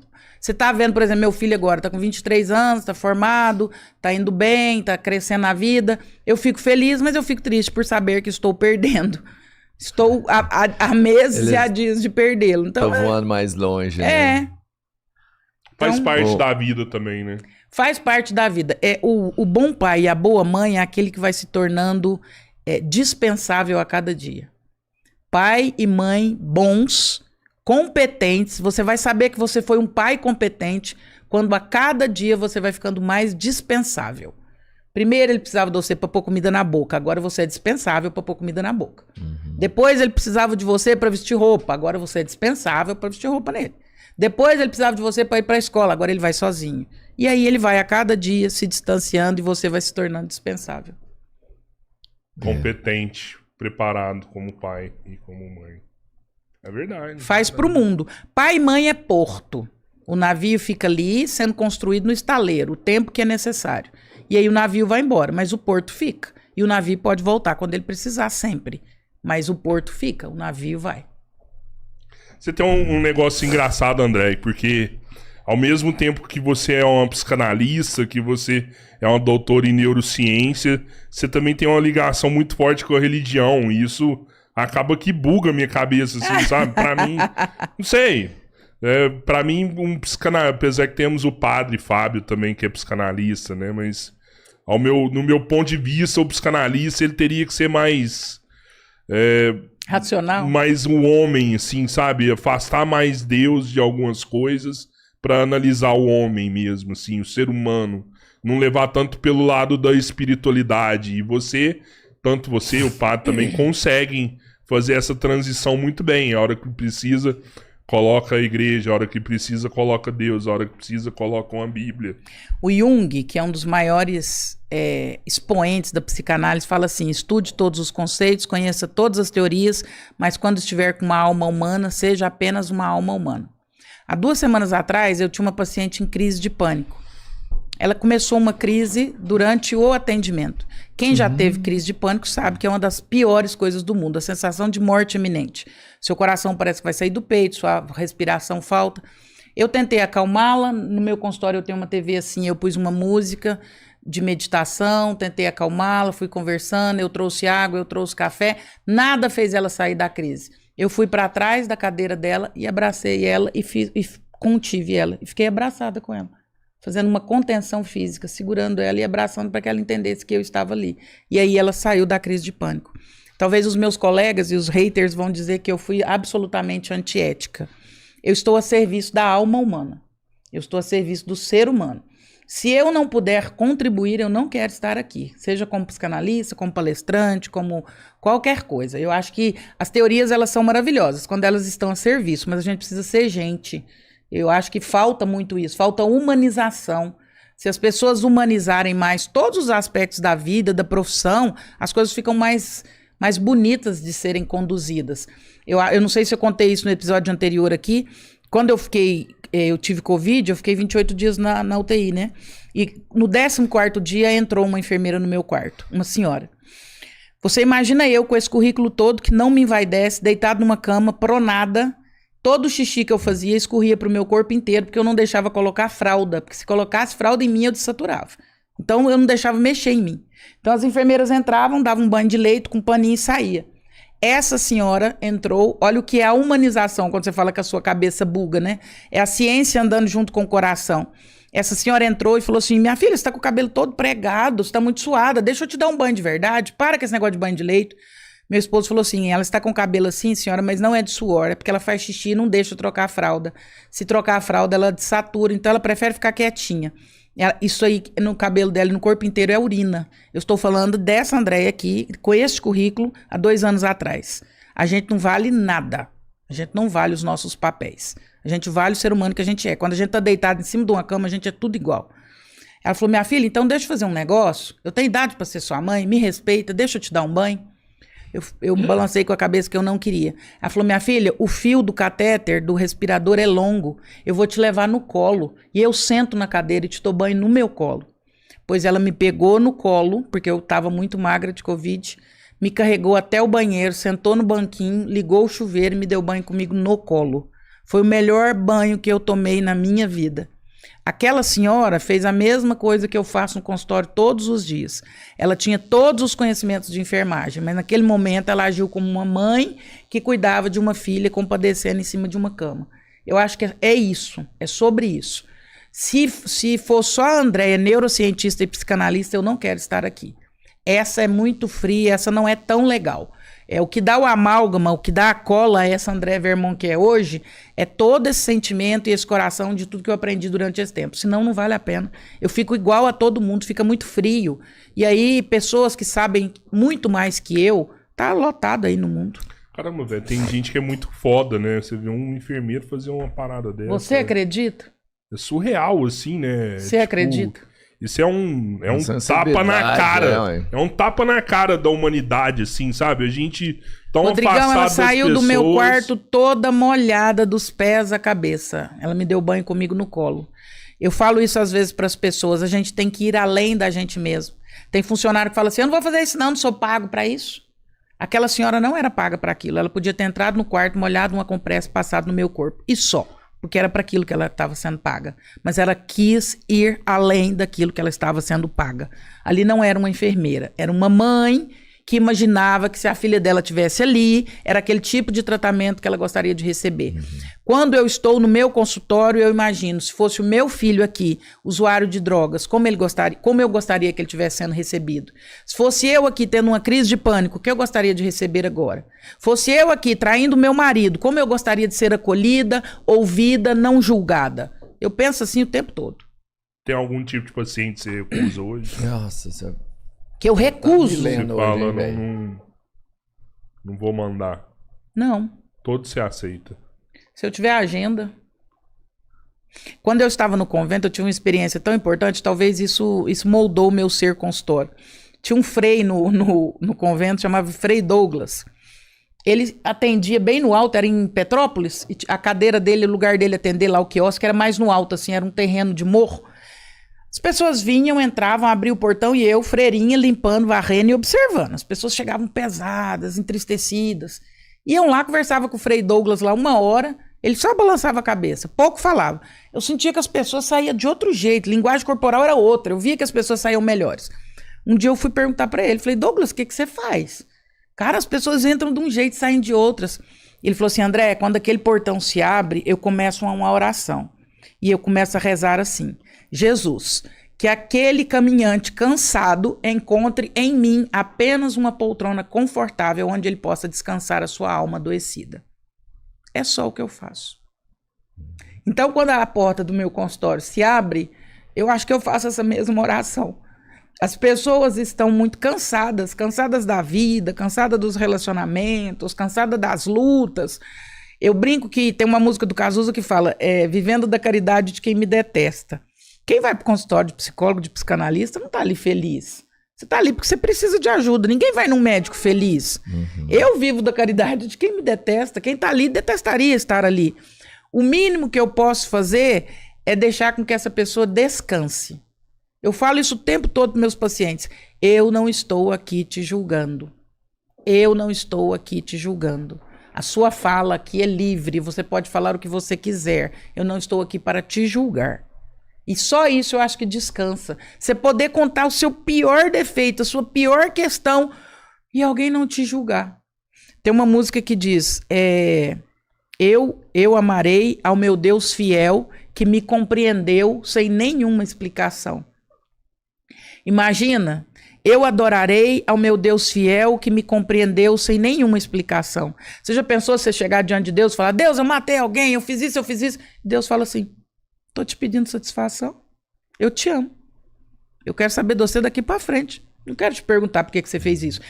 Todo mundo te pergunta por que você fez isso. Todo mundo te pergunta por que você é assim. Por que você gritou na festa? Por que você foi grossa na festa? Tem muitos dedos para te julgar. Eu não tô aqui para isso. É isso que Deus diz para nós nessa música. Então eu acho que nós, profissionais da saúde mental, temos que ocupar esse lugar. Eu não estou aqui para te julgar e para te pedir explicação. Eu estou aqui para te ouvir. Quando você trata dessa forma, né, humana e tudo mais, eu entendo que quando você fala que as pessoas que estão lá não queriam estar, então você paga por quem te detesta. Mas, depois disso, é quase que inevitável que essas pessoas criem uma afinidade, uma admiração, um carinho, às vezes amor por você de uma forma gigantesca. E algumas vezes isso é um problema, porque essa relação não vai interferir, sabe? Esse sentimentalismo não interfere na relação profissional futura. O amor nunca é um problema. Eu brinco com os meus pacientes que todos os meus pacientes são promovidos depois a meus amigos, quando eles ganham alta. E é real oficial. Eu vou para rancho de ex-paciente. Eu sou madrinha de casamento de ex-paciente. Eu sou madrinha de filho de ex-paciente. Eu tomo vinho com ex-paciente. Os meus pacientes, quando ganham alta, viram os meus amigos. O amor, ele em excesso atrapalha, em falta também atrapalha. Enquanto o paciente está comigo como meu paciente, eu vou fazer com que esse amor seja direcionado de ambas as partes, para que isso concorra a favor do tratamento. O Freud vai dizer muito isso se chama contra-transferência. O paciente só vai ter sucesso se tiver essa contratransferência, essa simpatia. Se você for num psicólogo ou num psicanalista e não gostar dele, não vai resolver. Não vai adiantar. Esse amor, ele é necessário, esse respeito, essa admiração. O Freud vai chamar isso de sumo saber. Você precisa ir pro consultório pensando assim, nossa, Andréia é foda. Se tem alguém que vai saber me dar uma luz nisso aqui, é a Andréia. Isso é necessário, isso é saudável para a relação. Isso não é ruim, isso é bom. Entendi. É porque eu tive uma vez, foi um fisioterapeuta que me falou isso, que era comum algumas pacientes, por exemplo, se apaixonarem por ele. Porque ela estava fragilizada, ele era o cara que, querendo ou não, dava carinho, tentava melhorar a situação dela. E eu te vejo num quadro muito semelhante, sabe? De pessoas fragilizadas, desestabilizadas, você sempre com atenção, com olhar de carinho. E essas pessoas caminharem para uma outra situação, sabe? De dependência, às vezes, amorosa. O amor, ele é dividido, eu gosto muito da língua grega, porque ela divide melhor os conceitos, a gente entende melhor. O amor é dividido em eros, filia e ágape, né? Ágape. Com o fisioterapeuta, como existe toque, a chance de eros, erotização, é maior. Então é um amor que beira a paixão, o sexo, o toque. Com a gente, com o profissional de saúde mental, em geral é muito mais filia e ágape. É um amor de amigo. As pessoas ficam doidas para serem minhas amigas. Eu quero a André lá na minha casa para nós tomar pinga e rir junto. É esse amor aí que as pessoas acabam. Alguns vão pro eros. Eu já tive pacientes, sim, que... tem, né? Tem paciente que apaixona, enfim. Mas aí você coloca... apaixona. Aí você coloca os limites, coloca a pessoa no lugar dela. Começa a cobrar mais, cara.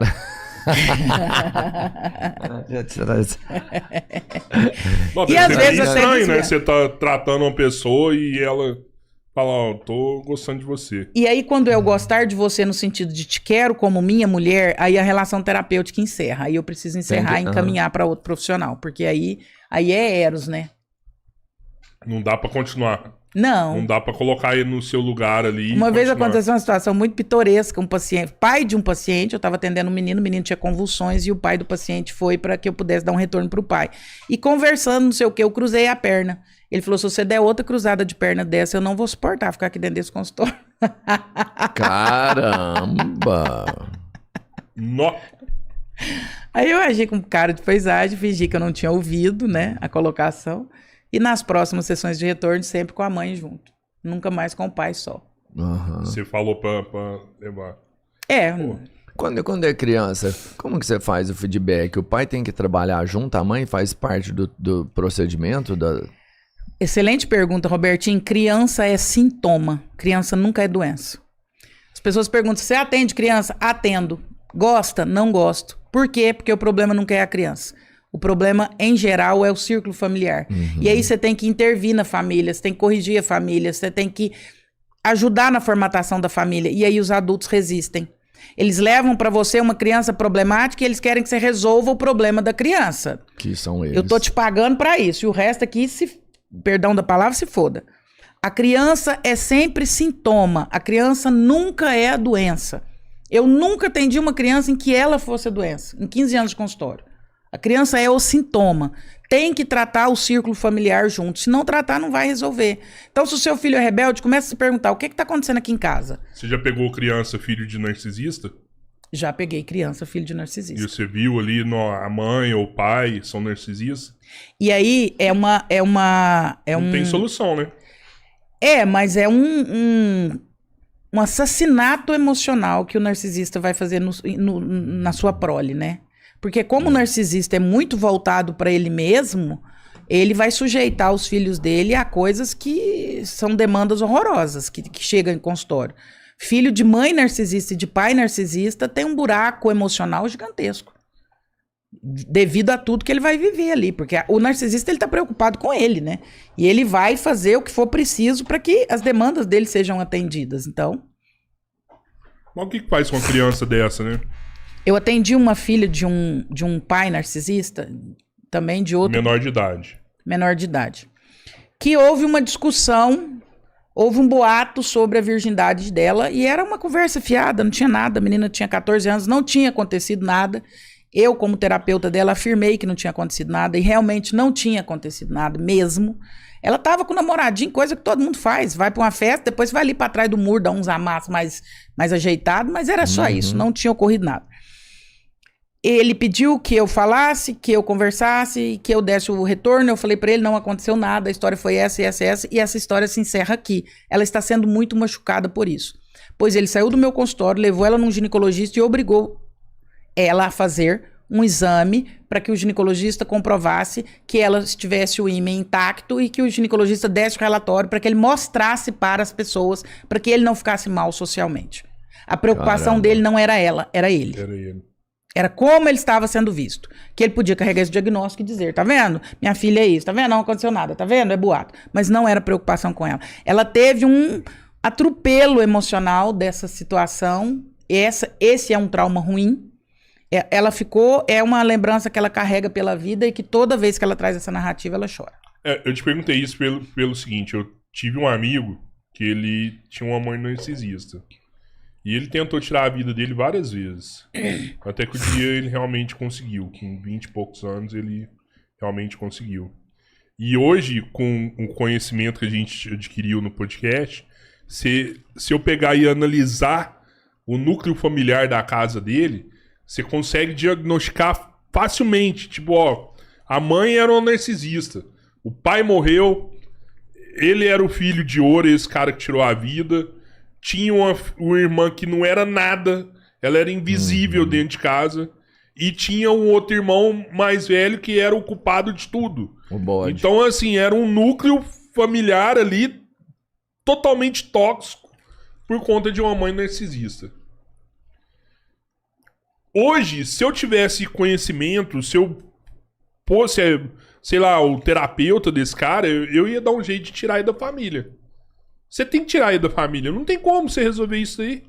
E às vezes o tirar não é nem tirar fisicamente, mas é blindar essa pessoa para que ela tenha uma retirada emocional. Não, tem que tirar fisicamente. Não tem como. Hein? Mas tem situações, como que você tira uma menina de 14 anos da família? É por isso que é importante falar sobre isso, para ter um diagnóstico, para a hora que você fala, ó, tem um narcisista no núcleo familiar, a única solução é afastar. Promova, se a pessoa não puder sair fisicamente, uma blindagem emocional. Não tem outra solução. Essa menina, eu fiz isso com ela. Ensinei ela a entender o que era do pai dela e o que era dela, e a fazer essa blindagem emocional e não viver no script que ele desenhava para ela. Ela começou a ser mais controversa nas pontuações com ele. Porque o narcisista, ele escreve um script e ele espera que você siga aquele script. E se você não segue, ele vai ter uma reação de ira e ele vai fazer tudo pra te punir. Mas você blinda naquele momento e gera outro trauma na menina. É a convivência. Ela é horrível. Porque, beleza, você se blinda. Aí no momento que você blindou ela, ela vira e fala, ó, a partir de agora, você não tem mais autonomia sobre minha vida. Você não manda mais a minha vida. Você é nada pra mim. Só que isso ainda assim vai traumatizar ela. Vai, mas é aquilo. É o menor dano. Quando você não consegue promover a ausência de dano, você vai promover o menor dano. Menor dano. Como é que você vai tirar uma menina de 14 anos do núcleo familiar? Ah, não sei. Então você tem que ajudar ela a estar ali dentro e manter o mínimo de saúde mental possível. Você tinha que, talvez, sei lá. Não, entendo o que você Não, não há pra ele... buscar um conselho tutelar, alguma coisa? Um conselho tutelar, Não existe... Um tio, né? Um tio, uma avó, pra ela. uma avó, alguma outro coisa. lar pra conselho ela. tutelar mal tá conseguindo tirar quem tá em situação de risco de vida, verdade, imagina né? risco psicológico. Como tem uma crítica rolando com o conselho tutelar hoje, né? Que a maioria dos casos que é necessário, eles não estão agindo, né? É porque é tão delicado isso, né? Porque tem tantas variáveis aí. Porque a pessoa denuncia, aí o conselho vai lá, a pessoa já não quer, já manipula por outros lados, já tem outro parente que entra na história. É muito delicado isso. Eu vi uma menina falando que ela foi abusada e ela foi atrás do conselho tutelar. Ela foi num fórum, falou com a pessoa do fórum, o fórum chamou o conselho tutelar.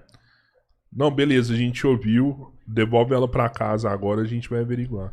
Levou ela pra casa de novo. Mano, Ela pediu ajuda, me afasta desse ambiente, eu tô sendo abusada. Tá vendo? O conselho tutelar pegou ela, levou ela pra casa de novo. em vários outros fatos, às vezes, assim, é lógico que tem milhares de vezes de acerto, mas essa ela pediu pra ser retirada. E tem casos em que a criança não quer sair, né, porque Teve uma denúncia lá da mãe, que hoje é comum, a mãe deu palmada no menino, o vizinho vai lá e denuncia, como se fosse maus tratos, e quando tem maus tratos realmente tem que mudar. Mas às vezes é intriga de vizinho, picunha e põe a criança no jogo. E tem casos que alguém denuncia, ou a própria mãe denuncia que o pai tá provocando maus tratos, enfim, o conselho tutelar vai lá, chega lá, a própria mãe retira a queixa. Não quer. Ah, não é bem assim não, tava movido por emoções, não sei o quê.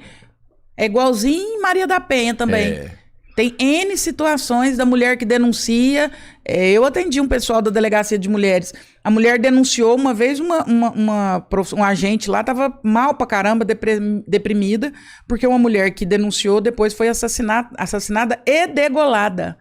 A mulher denunciou, ela foi lá, conversou com a mulher, falou, vou te mandar pra uma casa de apoio, não sei o que, não sei o que. Não, eu vou voltar, a denúncia foi só naquele dia, o problema foi só aquele, mas ele vai melhorar, ele vai mudar no outro dia. O que aconteceu? A própria pessoa também viabiliza o trabalho do órgão público. É bem delicado isso daí. Bom... É isso, hein, Robertinho? A gente deu tempo, Vamos abrir mão do doutor aí, ela tem que ir lá pro padre Fábio lá. Já intimaram a gente aqui, né? Falou que ela tem um outro compromisso. Obrigado, viu, André? Volte mais vezes. Eu que agradeço. Pra mim é sempre um prazer estar com vocês. A gente fez um papo mais curtinho aqui pra que tenha outros depois. Exato. Você faz aqui, você é vizinha. A gente só chama vocês quiserem, é só agradecer aí. A gente tá com quase 400 pessoas ao vivo aí na live. Se inscrevam no canal. Pra te seguir também, como que faz, André? @Andrea, sem I. Andrea Vermonte, com T mudo. Vermonte, com T mudo. Eu já te falei isso. Que nome imponente, viu? A gente falou muito de estudo aqui nessa live, né? De conhecimento. E se você quer buscar conhecimento, quer melhorar de vida, busque o Instituto Oliver, Carreiras Policiais, né? Eu mesmo, eu parei de estudar quando eu tinha 17 anos, Robertinho. Aí depois, com 25 anos, eu voltei a estudar e terminei o 2º grau, né? Então Nunca é tarde. Né? Nunca é tarde. E principalmente se você estuda com objetivo. Se você quer ser um policial, quem vai te ajudar, quem mais aprova em carreiras policiais é o Instituto Oliver. Ele tem curso em todos os estados do país. Não preocupe no estado que você está, ele tem curso específico para sua região. E se você não terminou os estudos, às vezes você fez como cabeleira, parou, desmotivou, ele vai te ajudar também. Ele tem o EJA, onde você vai concluir os seus ensinos de uma forma muito mais rápida.